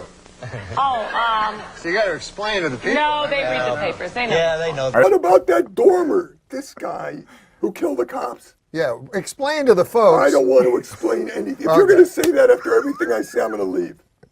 No, I've heard people say that. This is the cheapest thing I've ever been involved in. No, I've heard people say that. If I didn't love you, I would be so gone now. I can't tell you. Tell the folks at home who Jim Downey is. Oh, he's the late writer. No, Jim was a writer on SNL back like at the beginning. Yeah. That was one of the things I love so much is that Mulaney. I heard that Mulaney would write all the stuff for Stefan. Tell the folks at home who Mulaney is. John Mulaney. The People at comeback home. kid. You know, I went to a tennis match in Indian Wells. Yeah. And I saw Rafael Nadal play. He's my favorite. Rafael Nadal. Explain to the folks who Rafael Nadal Oh, my is. God. He was a manufacturer of turkey coops. Now, can you explain to the folks at home what a turkey coop is? It's basically it's a 100. I think that if Kim Kardashian were to go to Vegas, she could do Carrot Top's act and take things out of her ass. Am I going to have to explain everything to you? No, to the You folks, really explain no, who explain Kim it. Go Kardashian ahead, is. Never mind. Mr. Reiner, FBI, may we come in? Oh, absolutely, gentlemen. I'm in my shorts. I was just woken up. They wanted to know if I Explain to the folks what the FBI is. The Federal Bureau of Investigation. How would you describe your comedy? Tell the folks at home. Why would you ask me the worst question in radio to describe my comedy? No, but tell the folks Why at don't you home. describe Blue to the audience? I'm going to tell you the greatest talk show in the history of talk shows was Mike Douglas. Mike Douglas. And his co-host was Sly. Now, people are going to think that's Michael Douglas. You should probably explain to the folks. Well, who's watching? Is this in the United States? Well, I'll explain to the Yeah, folks. no, don't explain everything. Mike Douglas. Oh, you Mike just Douglas was take a- everything out of it. There's no sense being here. I mean, the door's going to open, and there's the Pope. There's the Pope. That's the Pope. We should explain to the folks that was Michael Jackson. Let's explain. Yeah, explain who Michael Jackson is to the people. Everyone knows Michael Jackson. What are you retarded?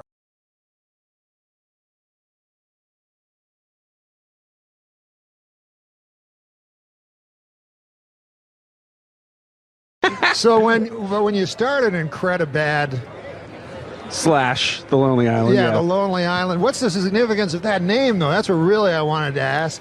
The Lonely Island. You think of all islands as kind of lonely. Do you really want to hear the story? Yes, please. I do too. A real short version, which is just basically it was what we called the apartment we lived on Olympic with all the traffic. It was a sarcastic name from a sarcastic Tennessee Williams style sketch we did about the apartment. Akiva wrote a one-act play. God damn, I wish I had a time machine. To see that action. Yeah, no, to take back my question. Thought you were going to say to murder Hitler. I would not. You know, people always fucking want to murder Hitler with their time machine, right?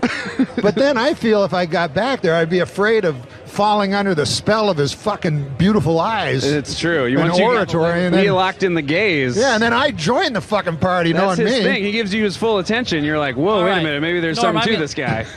No, but before you ask another serious Believe question, it or not, we gotta they're move telling on. us to wrap it up. I don't exactly I know want to. why you Wrap guys. what? This is fun for everyone. It's the For the Lonely record, Island, guys. I would have killed Hitler. So thanks, gentlemen. Can I just clarify? if I did go back in time to kill Hitler, I would do it. Yeah. I wouldn't get That's lost the- in his that's the front eyes and door then choice. bail. Yeah. Just so I don't get like thanks for hit having from us. all the like I know, all the- defamation Yeah, leads. no, you would end it. Yeah. Pro. Listen, Okay. man, I'm sorry about We gotta wrap it up. I'm sorry It's about over. bringing up Hitler. You really brought this live show to a new This is low. the first one, right? This is your first interview? It's just gonna get worse from This is here. the first time I've ever been interviewed a man. If you can bring things to Hitler come. into all of them, they're going to ask you back for sure, which is I know what you want. That's what we're all hoping for. Okay. I'm sick of these kind of characters. I think we should kill Hitler. Me and you go suicide, kill him. Yeah, it was like he died 50 years ago. Probably. Did he? I didn't Yeah. even know he was sick. He wasn't. Well, no, that's fine. I wish I could find a Hitler of today and go kill him.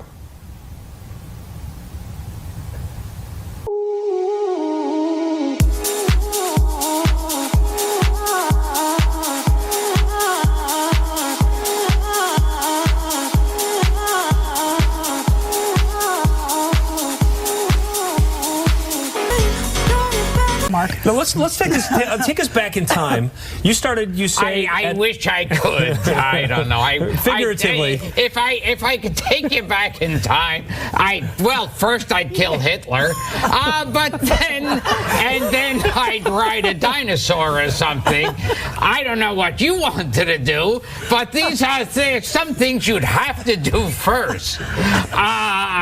I would invest in Coca-Cola. There's a lot of things I wouldn't do if I could go back in time, but unfortunately, I can't. You're probably going, oh, well, this guy can go back in time. Why hasn't he? Well, that's an interesting question you ask. Because I don't have a time machine, and I don't know any portholes in the atmosphere that I can go through, and that's about the only scientific stuff I could say is portholes, and maybe that's just for What boats. year would you go back to if you could go back in time? What year? If I could go back in time, I'd go back a year ago and just get a pastrami sandwich or something from some place that closed 2 months before. But so I don't, because if you could just go back anytime, then that would be fine. Well, then let's go down memory lane just a little bit. Yes. Okay, when did I thought he just went there. No, I'm kidding. Yes, I'd say hello to Jesus. I'm sorry. If I could go back in time and say, hey, between you and me, I think, maybe keep your mouth shut. It's getting people angry. You're really not making any friends here. Eventually, you'll be famous. Trust me. But right now, maybe you just want to, pull back a little. Go ahead, Angela. Hop in here. At a veterans hospital in the Bronx yesterday, 4 Playboy playmates were on hand to wish the residents a happy Valentine's Day. One veteran who was there called it an afternoon of, quote, hellish, agonizing sexual frustration. And finally, first place in Weekend Update's most romantic Valentine contest goes to David Delafera of Kearney, New Jersey. And coming in last place for the 3rd year in a row, O.J. Simpson. Hey everybody, my mother and I are here to tell you some Valentine's Day jokes. Where did all the hamburgers take their girls on Valentine's Day? The meatball. How does a fawn propose to his girlfriend on Valentine's Day? He gave her a ring. 40 years ago, on Valentine's Day, I met a girl on a train. She had dark hair. It smelled of lavender. What did the girl cat say to the boy cat on Valentine's Day? You are perfect for me. If you were a triangle, I bet you'd be a cute one. She was rich, and I was poor. Her family had a cabin of their own, and she took me to it. I remember laying on her cot and washing her feet.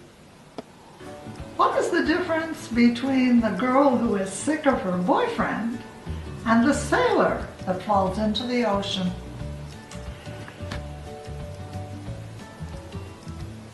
One's bored over a man, and the other is a man overboard.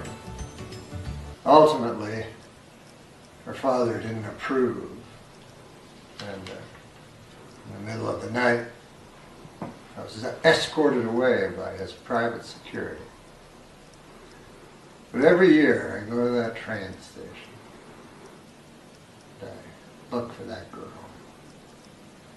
I've never found her. Knock, knock. She had a small dove tattooed to the inside of her wrist. You're supposed to say, who's there? Who's there? Olive. Olive who? I love you.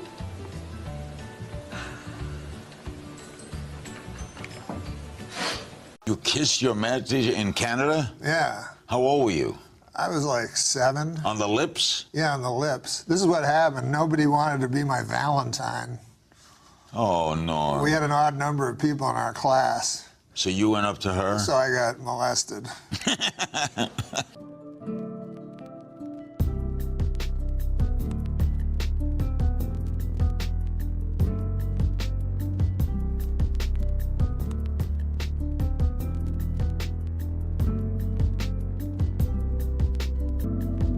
dream date with Norm? Who wants a dream date with Norm?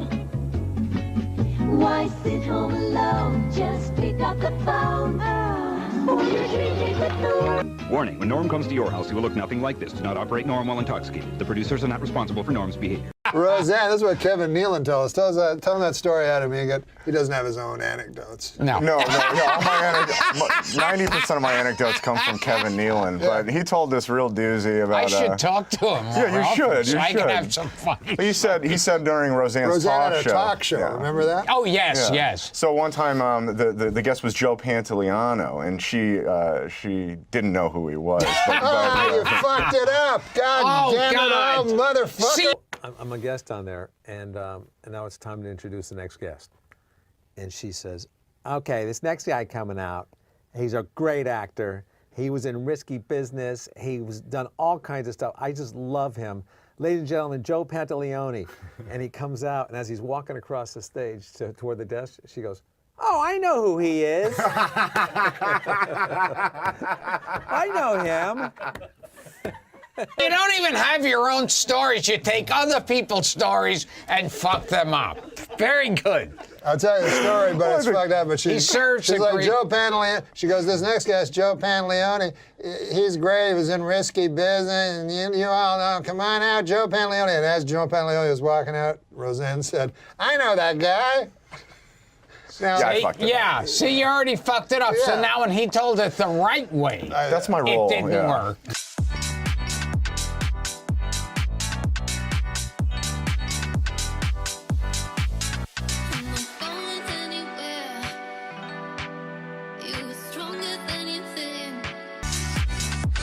Because he knew that she didn't know. Don't ask him to tell any more stories. Damn. Or jokes or anything. What do you have to say now? I mean, I'm not a good, Anything. Yeah, clearly.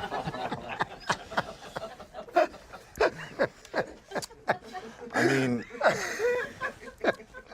it's like... Gilbert is not looking at your slow burn that you've been trying to perfect. It's not, I mean...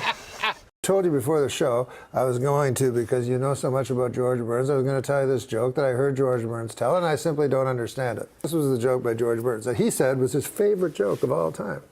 Okay, so here it is. Maybe you've heard it.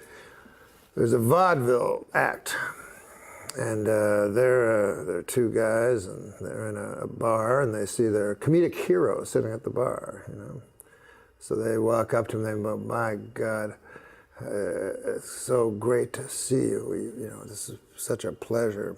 He says, fellas, it's not a good time. I just lost my wife this morning. And the vaudeville guy goes, oh, we know how you feel. We lost our trunk on the way here. There was a great actor, and his name was Wilton LaCoy, and he was a Broadway actor. And every summer, he would play about 8 weeks of vaudeville. And he was a tremendous actor, like John Barrymore. And he played Cincinnati. And the Cincinnati was on the bill with a little act called Brown and Williams, a skating act. And when they saw Wilton LaCoy, they were flabbergasted. I never thought they'd play on the bill with LaCoy. And you rehearse about 11 o'clock in the morning, and then you do your show in the afternoon. And after rehearsal, LaCoy went into the bar to have a drink. And Brown and Williams went into the bar to have a drink, and they saw LaCoy, and they were thrilled, and they went over and says, Mr. LaCoy, it's a pleasure for us to be on the bill with you. And he says, thank you, boys. And he said, and Brown said, we'd deem it a pleasure if we could buy you a drink. And LaCoy said, thanks, fellas, but I'd rather drink alone. I just got a wire saying I lost my mother. And Brown says, we know just the way you feel. Our trunk is missing. Yeah, I get the joke. You get that? Yeah. Okay, well, let me explain something to you that perhaps you may have missed. Yeah. And there's no reason you would ever know it. When you're in vaudeville, the trunk is your whole life. It's for all the props and everything. All the props, all your costumes, all your makeup. If you have no trunk, you cannot do your act. Oh. So it's an inside show business joke.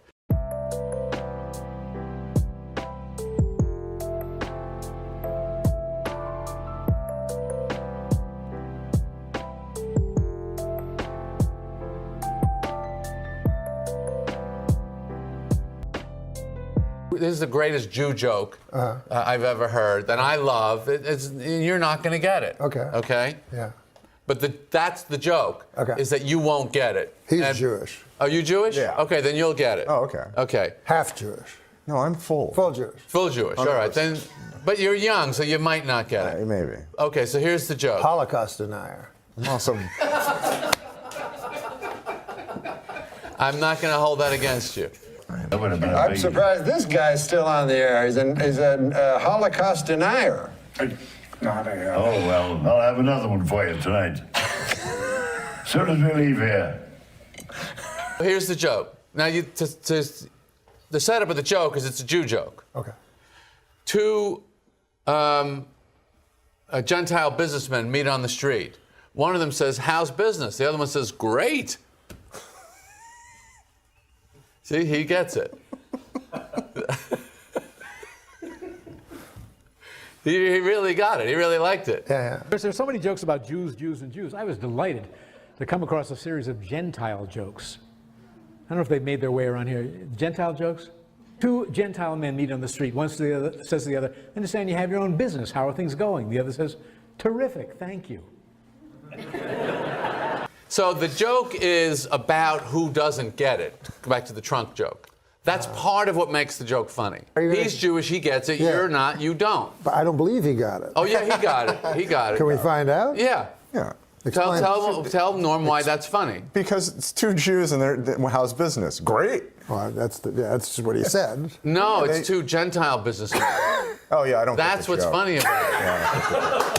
Yeah, I knew he didn't get it. I can spot fake laughs. It's two Jews. That is never going to be the answer. Because they're going to be. No matter how business is, they're all going to complain. It's going to be fucking 20-minute reasons. Okay, you just fucking saying it 2 seconds after he says it. Yeah.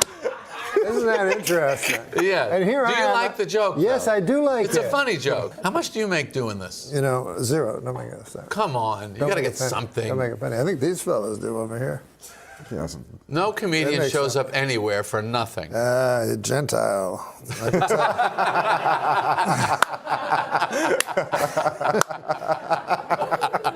We all love Norm, and this OJ situation on Update, that people have asked me, was Norm leaving? Was it a direct result? Because I think you were writing for Update with him, right? He was kind of the producer and co-writer with Norm. Yeah, you guys were like locked in a room doing it. That was all you guys. Yeah, Norm on Update was one of my successful projects at the show. Was one that it was entirely he was my candidate in a very crowded field, because the network had determined that they were not going to give Kevin another chance. I personally thought Kevin Nealon had been doing Update from the time Dennis left.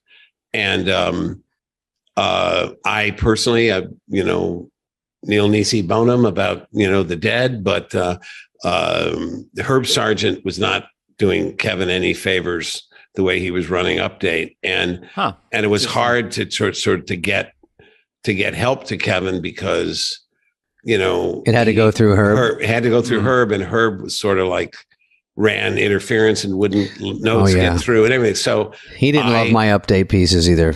I felt like the second week I met Norm that he would be a perfect guy if Kevin, left the show or anything. And so when the network announced, it was Ohlmeyer going, no, Nealon's out. He's dead. He's gone. Forget about it. Not happening. So that started this thing where there were several different candidates, but Norm was my guy. And it's sort of, he wasn't initially the favorite, but he sort of survived. And so as far as the OJ stuff is concerned, that, if you remember, the murders by persons as yet unknown happened in June of 1994, which is when we were having this meeting out in LA, which, by the way, ended. I was summoned out for the first time to have a notes meeting with, as head writer / producer of the show. And Lauren and I were out there at the NBC headquarters, and it was Don Ohlmeyer and Rick Ludwin and Warren Littlefield. I think Bernie Brillstein was in the meeting. I'm pretty sure. And so they were, and Ohlmeyer, they were very unhappy with the show because the ratings had dropped. And I thought we were on like a sugar high the year before that in 92, 93 from the Wayne's World movie, you know, that sort of was bound to come down. Yeah, we had the debates and stuff. And so the ratings dropped, albeit to a rating number that they would die for today. Yeah. But anyway, so they were giving us their notes on what they didn't like and everything. And I had gone there. My marriage was falling apart because of the time at the show and stuff. And so I was sort of feeling like, I don't know if I want to keep doing this. So my attitude was, I'm not going to do anything to save my job. I'm not going to beg or plead or agree to I'm going to just tell them what I think. And if they don't like it, it's just as 6 of 1 to me if I get fired or not. And in the end, that sort of backfired because I heard later, like, Ohlmeyer was impressed by your moxie. He did, which is not the intention. But anyway, so they were talking about Update, and they just said, and Kevin had to go. I would never have I loved Kevin. I still love him. He's he was unreal. One of our. He was a great favorite with the writers. Yeah, and you could have helped Kevin. I could have. I thought if they had been willing to keep Kevin but get rid of Herb, I think that we could have turned that thing around. But anyway, that was not the option available. So anyway, but the meeting ended only because visiting hours were starting at LA County, and Ohlmeyer had to go visit OJ. Wow. That's why that meeting ended finally, mercifully. And so then when the fall came, there's a whole other story with how Norm came to be the guy, but Norm is doing Update. And I told him at the beginning, I said, look, I don't mean anything, nothing about her, but attempts have been made in the past to help people doing Update, and that Herb blocked all efforts because he got, was threatened and territorial and everything. And so I told Norm, like, look, we're not going to fuck around. We're not going to let Herb do to you what he did to Kevin. And so you can have your Herb meeting, but you got to have a later one with me, because I'm not fucking around this time. It's too important. And Norm said, yeah, that sounds great. So what happened is, we first of all opened the piece up for the first time to lots and lots of writers. So you suddenly got a lot more writers contributing. Yeah. And then we would just overrule decisions that Herb made I never even had a conversation with Herb about it. So to answer your original question, the way Norm came to be fired was we just did the OJ jokes because they were funny. It wasn't, none of us had a hard on for OJ or anything, but it was. He was in the news every fucking day too. Like you can't avoid it. Yeah. And so luckily the timing couldn't have been better. The trial opened just before we went on the air. And then the very next year, the fall of 95, the openings, the week of the first show, the verdict came back. And so, but anyway, he just, every week I would hear occasionally from Lauren, and I knew it was Ohlmeyer calling him to complain, but it was Lauren would go like, how is it that you and Norm seem to be the only people absolutely convinced of OJ's guilt? And I would go like, Lauren, come on. I think it's hurting us with black audience. And I said, first of all, we have no black audience. The glove was very small. And second, I think it could only help us because black people know that OJ did it. Come on. And so anyway, finally, we did the first season of Update, which was 94, 95. That was the trial. The second season, 95, 96 of Norm's Update, that was the aftermath of the trial and the civil trial, right? And then we threw in the 96, 97, the third season, just for shits and grins. We continued to do it. So I'm sure we did an OJ joke, at least one OJ joke every show, yeah. For from 94, 95, and 96. And then finally, the fall of 97, that was Norm's 4th season and the season we were fired. Fall 97. Package deal. There was nothing to do. There was nothing to do about OJ. It would have felt like you feel it's overkill. Well, no, that part that's we Lauren. liked. We liked the overkill. We always said, of course. In fact, I heard this quote much later, but I wish I'd known it. Joseph Stalin, someone comedy people don't normally quote, but Joseph Stalin said, "Quantity has a quality all its own." That was like the David Hasselhoff jokes too. Yeah. Yeah, that's right. Well, we love, and let me just finish. So we opened that season, the fall 97, right? Spring 98. We didn't do any OJ jokes. We didn't do any OJ jokes for the first 8 shows. Wow. And then the Christmas, it was a long stretch of it was like the bombardment has stopped. And then suddenly I think they stopped. They have stopped. It's peace in the valley. And then on the 8th show, we did 2 OJ jokes because there was the one thing about Latrell Sprewell. Remember, he was playing for the Knicks and he went nuts in a practice. He choked the coach. PJ Carlissimo. Oh, choked. Yeah. So we did a joke about Johnny, and he hired Johnny Cochran as his attorney. And so we did a joke about it, and Cochran has vowed to find the real choker. And then there was OJ. If you remember this one, OJ was in a restaurant in Brentwood, and his presence was bothering some of the other patrons. So the manager of the restaurant said, "Mr. Simpson, some of our customers have they're concerned, and we were wondering if you wouldn't mind leaving." And so OJ sued the restaurant, but got something like $300, like a free dinner or something. So we did. Our joke was, in addition, the restaurant must now set up individual or separate murderer and non-murderer sections. I know. So. Well, this week, after a Los Angeles restaurant refused to seat him, O.J. Simpson demanded and got $500 in compensation. In addition, the restaurant must now offer separate murderer and non-murderer sections.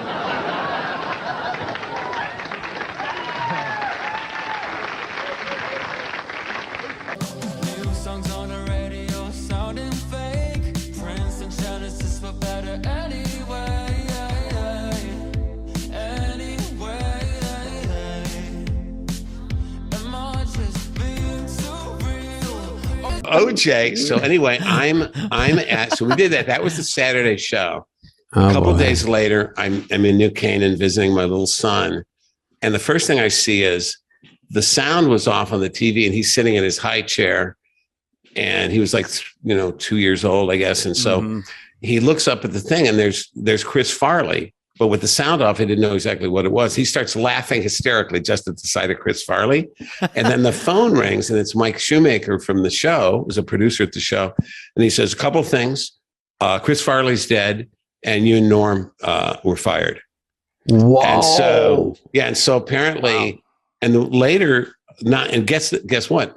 It was like 3 years later, Norm told me, and he had never said this to me, because if our positions were reversed, I would have said it right away. He said, they told me like it wasn't, that they were only firing you, that I was welcome to stay. And I said, I won't do it without Downey. And so they said, okay, motherfucker, be our guest. So that's how Norm came to be fired. He went out of solidarity with me. So well, I think it's probably smart because you made it. You guys together were really good. It probably would have. He would have been. He's fine great, but you're great, right? In Milwaukee, Wisconsin, a man allowed his 8-year-old daughter to take the wheel of his car, and an accident ensued that damaged 7 other cars and injured 6 people. Which once again proves my theory: women can't drive.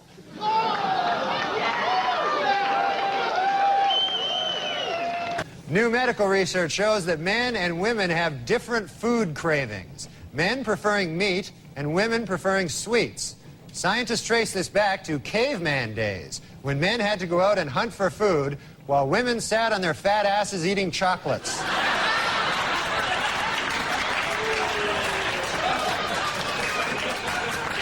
A celebrated fertility statue, which many believe has the power to make women pregnant, began a nationwide tour this week. The hundreds of women who claim it caused their pregnancies are of different ages, races, and religions. But they all have one thing in common.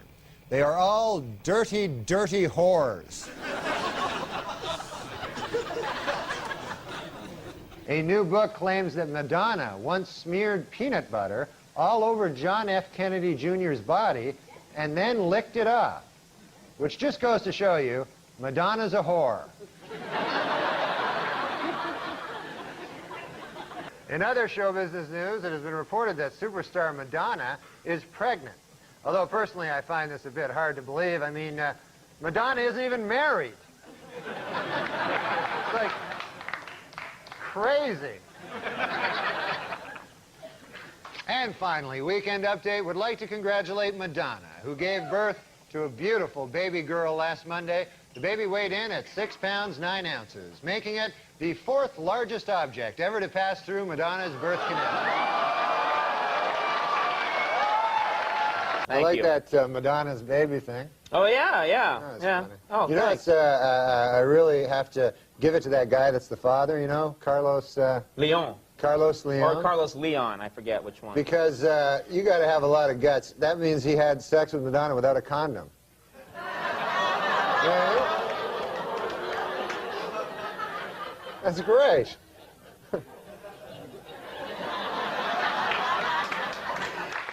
Pop singer Madonna was outraged this week when a tabloid photographer snapped her picture while she was breastfeeding her new baby.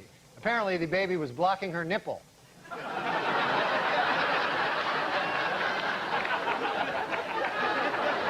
Well, filming has finally begun in the long-awaited life story of Evita Peron, starring pop singer Madonna. According to its producers, the film is 100% historically accurate, except for the part where Mrs. Peron has group sex with the Houston Rockets.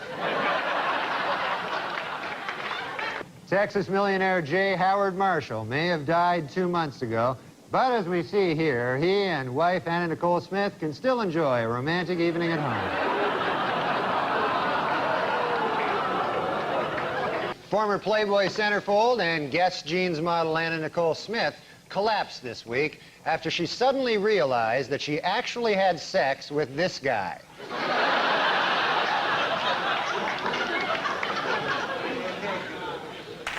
And finally, in entertainment news, ex-Playboy centerfold Anna Nicole Smith has filed for bankruptcy.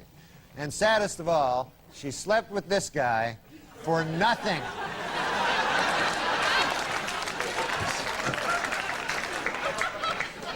Well, the Learning Annex in New York is offering a new course to teach women how to smoke cigars.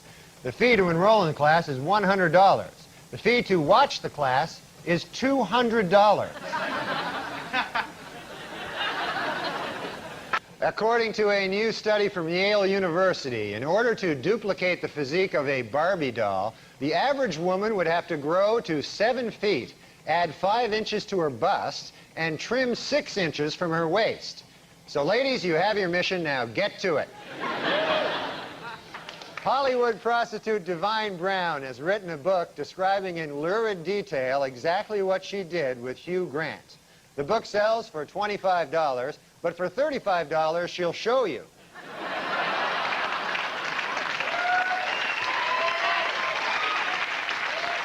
Former British cavalry officer James Hewitt, who was Lady Diana's secret lover, says he will never, ever disclose the contents of more than 100 love letters that she sent to him.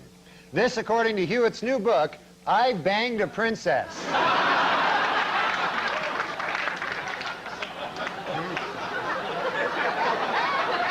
Under a new ordinance, exotic, nude, and topless dancing will be banned in any establishment selling alcoholic beverages in the city of New Iberia, Louisiana, or as I now refer to it, the most horrible place on earth. Exotic dancers say a city ordinance requiring them to keep 4 feet away from their customers will put them out of business in Shoreline, Washington, or as I now refer to it, Nazi Germany. In sports, distance runner Jutta Pippig set a record by winning her 3rd consecutive Boston Marathon, despite suffering from both her period and diarrhea throughout the 26-mile run. In addition, Pippig also set a record for causing the most spectators to make this face at a Boston Marathon. Well, Jocelyn Elder's new book, Jocelyn Elder's MD, came out this week. I read it. After closing out a successful first season, the WNBA is considering several changes to improve the level of play in the league next year. Among the proposals, extending the playoffs, increasing salaries, bringing back the three-point line, and replacing all the female players with guys. The WNBA officials expanded to 10 teams this week, adding franchises in Detroit and Washington, D.C. But before you get too excited about the new additions to the league, remember, all of the players are still women. They stink at basketball, that's the problem. Other than that, it'd be a good, good game, but they're... The next time I watch a WNBA game will be the first time I watch a WNBA game.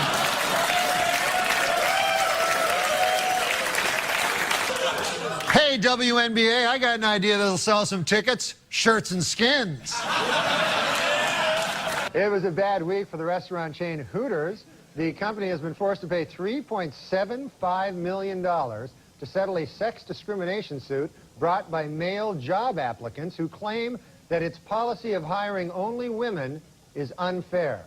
The settlement was hailed as a landmark case for guys who try to ruin everything.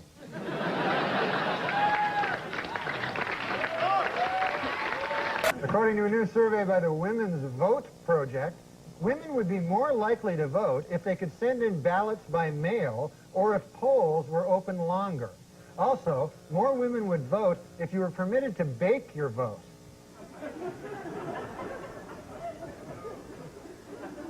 They like to bake.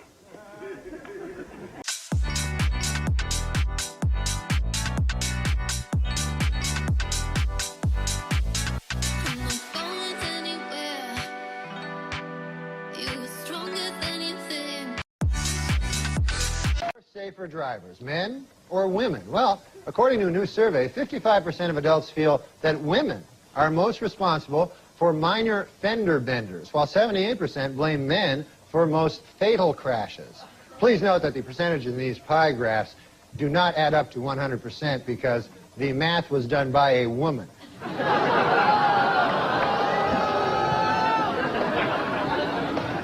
For those of you hissing at that joke, it should be noted that that joke was written by a woman. So now you don't know what the hell to do.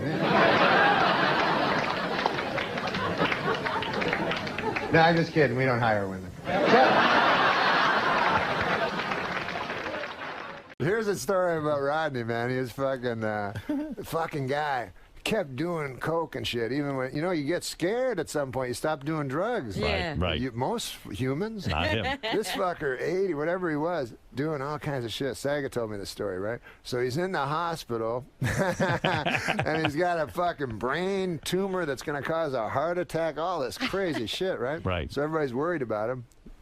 Just leaves the hospital 2 days later, right? Walks out on his own. Yeah, so he's in the comedy store with two hookers, and he's waiting for Ron Jeremy to show up. Oh my goodness! So this is 2 days later. Yeah. So Saga told me he walked in, he was like completely shocked. He said, "Rodney, how you doing, man? Well, what's going on?" He goes, "How are you doing?" And Rodney goes, "How am I doing?" He goes, "I'm sitting here with two whores waiting for a guy who can suck his own dick. How you doing?" Still very quick. Yeah. Hey, my problem is I drink too much, way too much. I get my doctor a urine specimen. There was an olive in it. Hey, you kid, I know I'm ugly. I stuck my head out the window, got arrested for mooning. I know I'm ugly. I went to a freak show. They let me in for nothing. Kid, I was an ugly kid, too. How ugly?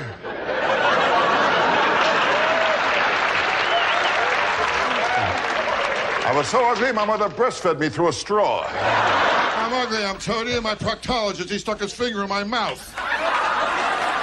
What's going to mean nothing, man? I got a niece, an ugly girl. She got married. She's happy. She married an ugly guy. Right. And today they got two very ugly kids. Ugly kids, yes. In fact, they're all so ugly in a family album, they only keep the negatives. You're talking about a large person. I mean, this girl was fat and ugly. Ooh, was she ugly? Ugly. How ugly? I took her to the beach. They asked me what I used for bait.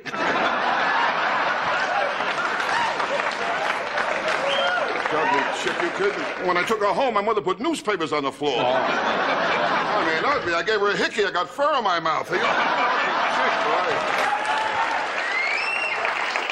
I was an ugly kid, too. I had plenty of pimples. One day I fell asleep in the library. I woke up, a blind man was reading my face. I mean, ugly. Well, when I was born, after the doctor cut the cord, he hung himself. I was talking to my doctor. You know my doctor, Dr. Vinny Boombach. You know my doctor? Yeah. Well, he told me last week in his office he got 6 cases of VD. I mean, he's all right now, you know. And my doctor, he don't help either. He told me to run 5 miles a day for 2 weeks. I called him up. I said, Doc, I'm 70 miles from my house. I'll tell you about trouble. I got the wrong doctor. You know my doctor, Dr. Vinny Boombach. You know my doctor? What a doctor. You kidding? What a doctor. I called him up. I told him I had diarrhea. He put me on hold. Oh, he's a strange doctor. Strange doctor. Oh, hey, you kidding? I asked him if my heart was strong enough for sex. He told me not if I join in, you know? I'll tell you my trouble. I got the wrong doctor. You know my doctor, Dr. Vinny Boombach. You know my doctor? What a doctor. I called him last week. I told him, Doc, I swallowed a bottle of sleeping pills. He told me to have a few drinks and get some rest. Life's not easy. Not easy. You can't trust doctors either. They're all mixed up. You really kidding? think so, huh? My proctologist used to be a photographer. Yeah. Hey, he took x-rays, told me to bend over and say cheese. Oh, one time I saw him, he gave me sleeping pills. He told me to take them whenever I wake up. When you know my doctor, Dr. Vinny Boombach. So my doctor, what a doctor. He's really mixed up. He grabbed my knee and told me to cough and hit me in the balls with a hammer. I mean, last week was rough. Are you kidding? Last week I looked up my family tree. 2 dogs were using it. I mean, when I was a kid, it was different. I had it rough. When I was 2 years old, my parents got a dog, and I was jealous of the dog. So they got rid of me. My wife, I got no sex life. The dog keeps watching me in the bedroom, wants to learn how to beg. I told him to watch my wife and learn how to roll over and play dead. I tell you, I'm sorry. I was a little late getting here tonight. You know, my dog, he started trouble again. I mean, I got a dog, he tries to run the whole house. Well, the other night, he started trouble. He went over the front door, he started to bark. I went over, I opened the front door. The dog didn't want to go out, he wanted me to leave. Well, my dog, too, she gives me trouble. Your dog? Yeah. I got a female dog, you know. I tried to mate her. She wants 50 biscuits. And I tell you, I got a dumb dog, too, my dog. We call him Egypt. Every room he leaves a pyramid. And my wife, I got no sex life either. At my house, we put the mirror over the dog's bed. Are you kidding? I know I'm ugly. My dog found out we look alike. He killed himself. How many kids you had? I got 2 kids. I love my kids. Yeah, you know, I know that. Kids, of course, but our boy gives me trouble lately. Yeah, really? He's at the age now he copies everything. He sees something, he copies it, you know. This kid imitates everything. Yeah. That's why we got rid of the dog. You all right? No, they're very impressionable at that age. The peculiar feeling is your son standing there with one leg up. Yes. This afternoon, my wife cracked up the car again. I was out driving with her. She told me she was going to make a U-turn. I'll tell you, the letter she made, you'll never find any alphabet. My wife can't do nothing right. She can't cook, the worst cook in the world. Gave my kid alphabet soup. He spelled out help. What a lousy cook. I mean, how can toast have bones? She's a lousy cook, too. She can't cook at all. I leave dental floss in the kitchen, the roaches hang themselves. And I tell you, my wife, she can't cook either. My house, we pray after we eat. I bought a pressure cooker. Now I eat off the ceiling. What a lousy cook. I don't think meatloaf should glow in the dark. I mean, if she can't cook at all, my backyard, the flies chipped in to fix the screen door. I tell you, my wife with eating, there's always problems. She's a strict vegetarian. In fact, when I met her, she was grazing on the front lawn. I mean, she can't cook at all. She made chocolate mousse and antler got stuck in my throat. What's really annoying with my wife, the way she serves a meal. Serves badly? Terrible. No. I mean, you put down a steak.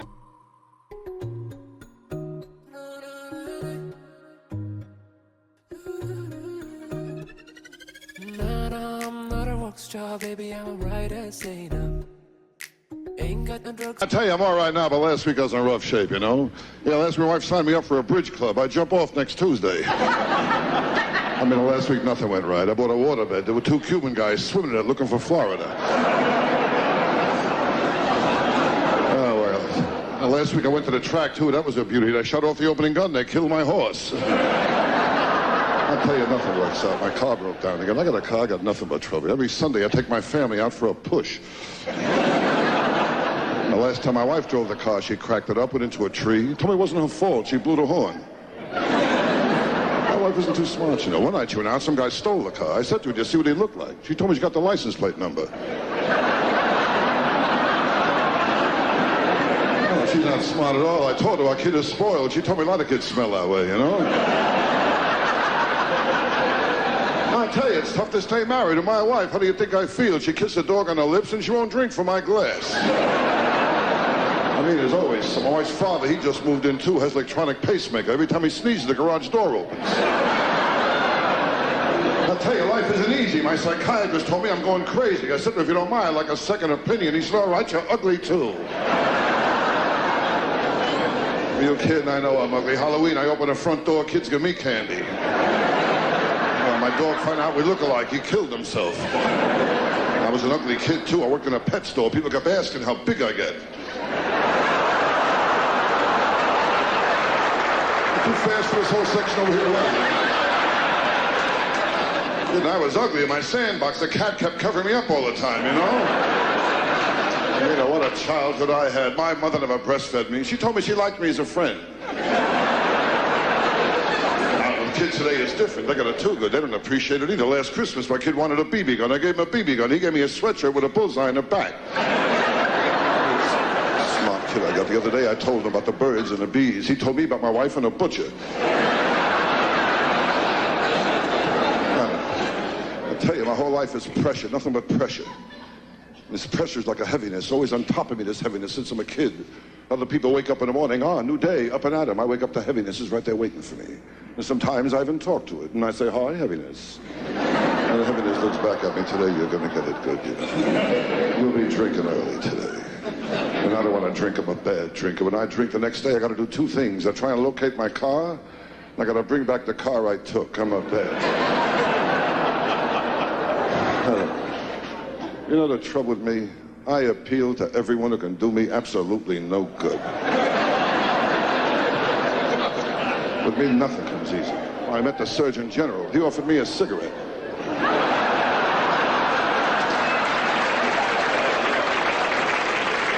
I mean, that's the story of my life. No respect. I don't get no respect at all. Are you kidding?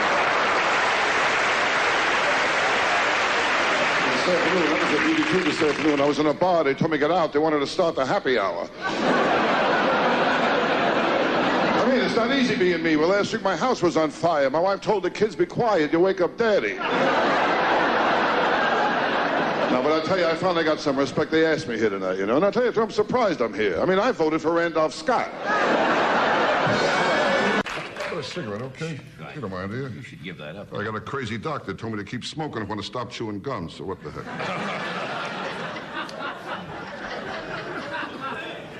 How long do you expect to be in Shanghai? Tell us about it. It's the rules. It's how to capture a man's heart. And it's for women. And it says all these rules that you have to follow, and you will capture a man's heart. And the rule number 1, have huge breasts. Yeah, that guy likes it. Yeah, because apparently men love women with huge breasts. They do. They like that. Newlyweds Tommy Lee and Pamela Anderson had their first argument this week. He wants kids, while she wants fake kids. Pop singer Madonna was outraged this week when a tabloid photographer snapped her picture while she was breastfeeding her new baby. Apparently, the baby was blocking her nipple.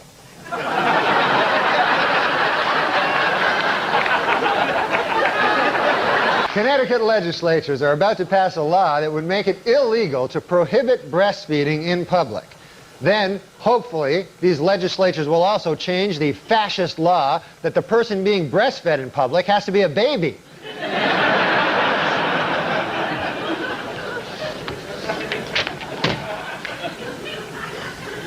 Michael Jackson has reportedly stepped right into his new role as a dad, spending many hours a day with his newborn son, doing the changing, the burping, even the breastfeeding. So, it's nice when a fella does that. Asked recently what will set his new Batman film apart from its predecessors, Batman and Robin director Joel Schumacher said, quote, "In this one, all the costumes will have nipples."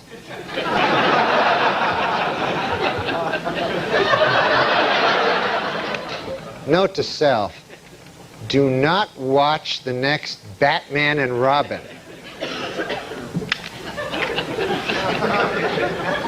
Well, Premiere Magazine's list of the 100 most powerful people in Hollywood hit the newsstands this month. In an odd bit of ranking, Demi Moore was ranked number 28, while her breasts were ranked 20 and 21. So, in an interview out this week, Demi Moore says she would like to have another baby, this time a boy, to go along with her 3 daughters and 2 huge breasts. Demi Moore is wrapped filming on G.I. Jane, in which she plays a Navy SEAL combat officer. Moore says that in contrast to other Hollywood portrayals of women in the military, her character will have giant breasts.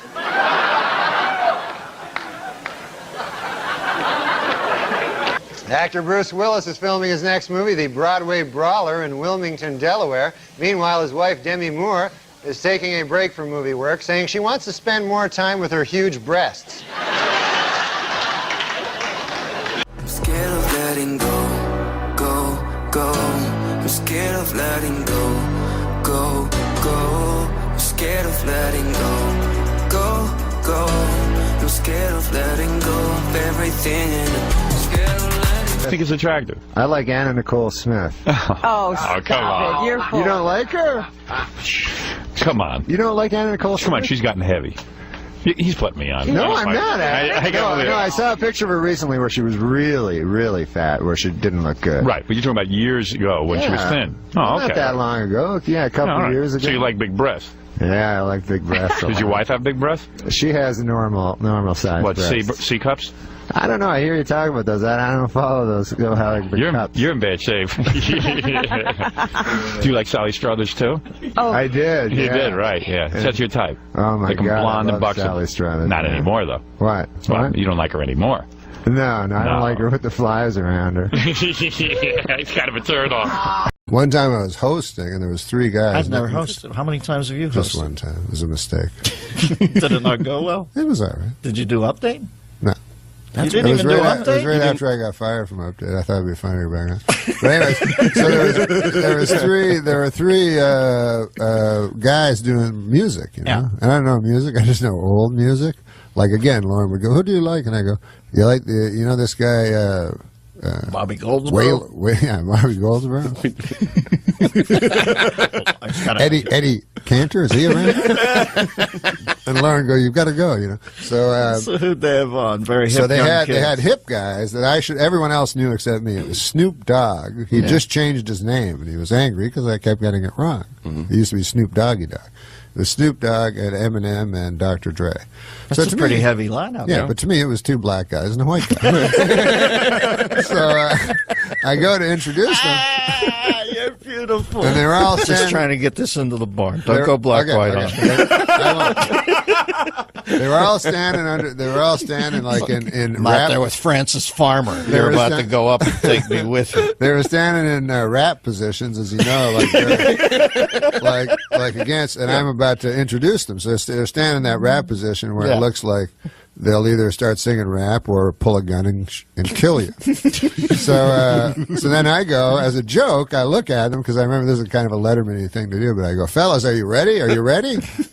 Which forces them to go shake their heads slightly. Even though they're in this crazy, dangerous mood. all posed up. All posed up. So I thought that was funny. But then I learned later they were geniuses, and I should have befriended them. I was just talking to Dre backstage. I don't know if he's a real doctor, but he did prescribe me some stuff. So I don't know. There it goes. And that leads us to our first special merit award of the night. Ladies and gentlemen, for nearly 30 years.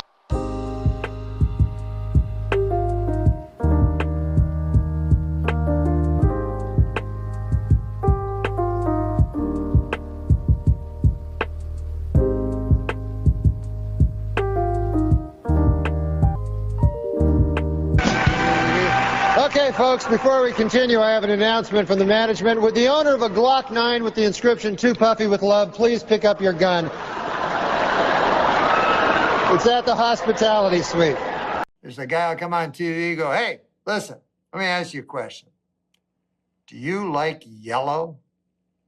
And I go, "Yeah, of course I like yellow." And he goes, "Yeah, well, so does this guy." And they show a guy, he's waving, pointing at someone that doesn't exist, wearing a yellow shirt, you know? And then I go, "Ruth, get out here, goddamn. Here's a guy on the TV that's speaking for me finally, Ruth." Anyways, I hope you guys are all doing well. I'm glad I got my wife, you know, Ruth. She's all right, you know. She watching a lot of TV. She got her guilty pleasures, you know, and her guilty pleasure is watching Housewives of Atlanta. I don't know if you've ever seen that. My guilty pleasure is finding elderly gentlemen and shooting them in the leg. That's just a joke. That is a joke. I felt it was time I tell a joke, and I think it may be in my contract. Anyways, my wife, man, she ain't the brightest girl, Ruth. We have what's called a hall pass. You know what that is? A hall pass? That means you're allowed to have sex with any two people that you would like to have sex with, you know, because they're special. So I chose, and the other partner has to agree to it. So I chose on my hall pass Angelina Jolie and Christy Brinkley. And Ruth, my wife, she's so stupid that you know who she chose? The Mexican guy that mows my lawn and his brother. Of all the people in the world. All the people in the world. But I love women, you know. I consider women to be superior to men, and I'll tell you why. They create life. Think about that. You know what I mean? What do men do? Maybe they eat sour cream and onion chips or something. Women create life, for God's sakes. It's amazing. You know what I'm saying? If I was a woman, that's all I do, just create life. You know, I go to parties and go, "Hey, Fred, what do you do? I can't remember." And Fred would go, "I'll tell you what I do, Loretta." That's my name in the story. He'd go, I tell you what I do, Loretta. I think you know I work down at the bank for Mr. Abernathy. And what my main job is, Abernathy will give me a stack of papers about this big. And by the end of the day, if I get them down to about this big, well, that's a good, I go, "Wait a second there. I'm sorry. I got to stop you there. You know, remember I was telling you how I create life, human life, the highest form of life? I just got to tell you this. That life just kicked me. Can you possibly wrap your head around that?" And they'll go, look, Abernathy's never given me the corner office like he promised. And there was plenty of lunches where he brought it up. But then Henderson showed up, and that all changed. Who am I kidding? I should just quit. Anyways, what have we learned from this little fable? That lady I saw you with last night. It's rude. Bit of a hippo. I read about a hippo swallowing a man, and I thought of you. No, you remember Ruth? You remember Ruth? His girlfriend is a wonderful kitchen butt. Remember Ruth? Yeah. Dr. Ruth? Nah, he went out with this big fat hog. Ruth. I listen, it's not sexist in any way. It's not sexist. No, The whole family. The whole family. Ruth's family? Oh my God! They may as well live in a sty. Okay. Because not only, I mean, they were obese, the whole family. I mean, it's just rude. No, I know. I mean, I'm not saying that her.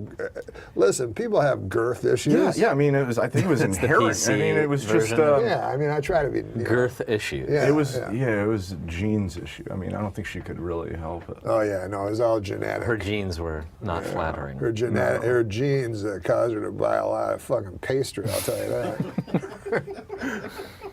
But they were filthy. Like they didn't. Pigs. Like pigs, they would eat, and then the food would fall on them. And it always. The father, I remember, like his gut was way up. And you know the and the skinny arms like a He would just pterodactyl. eat off of his own gut? all the time. Yeah. Mwah, mwah. And then a big fat Ruth there with this fucking guy. And she'd always sit on his knee. Whatever. I don't even want to get it. No, but she was a nice lady, you know. Really nice lady. But spiteful. Really? She Spiteful? sounds great. Yeah. She was nice. She was nice, but she was horribly spiteful and horribly obese. Yeah, she was mostly known for her spite. Like if you got to know her. Known. Yeah. You have to be really spiteful to have that be. Absolutely. I knew her for 3 months. I didn't even see a fat person anymore. Just pure spite. Spite. That's a compliment to some fat people. One time I tried to drive her around her and I ran out of gas. I don't want to say she was spiteful, but she could be watching, man. I don't want to say she was spiteful, but one time she got on the scale and said, please, one at a time. I mean, this lady was spiteful. One time, she was so spiteful, she was swimming in the ocean. A helicopter fucking radioed down for landing instructions. I mean, she was a little spiteful. No, it's just a euphemism. Ruth. God bless Ruth. God bless Ruth. She was named after the biblical figure Ruth. You know the book of Ruth? No, but every time you talk about Ruth, you always refer to the chapter of Jonah. Oh, that's true, yeah. The whale. Yeah, that's my little joke. And it's not a whale, it's a big fish. What is a mammal? What's a seal? It's not mutually exclusive. I mean, you can be a seal whale has to and a breathe air, right? How does it get up? How do they get up on those buoys? So shimmy. They're shimmy. They must be just pure muscle, the way Ruth's pure spite. Yeah. All right. Pure blubber. Okay, you know. No, what? You say there's no way we could go back, and that I've broken what we had. Oh, I wish that you would come around. No. You know, is the whole thing is a complete waste of everyone's time, and it's joyous because he's reveling in it. He's reveling in every second of it. This wife Ruth is you speaking of. Nothing's real. Yeah, There's Agnes at the desk. Yeah.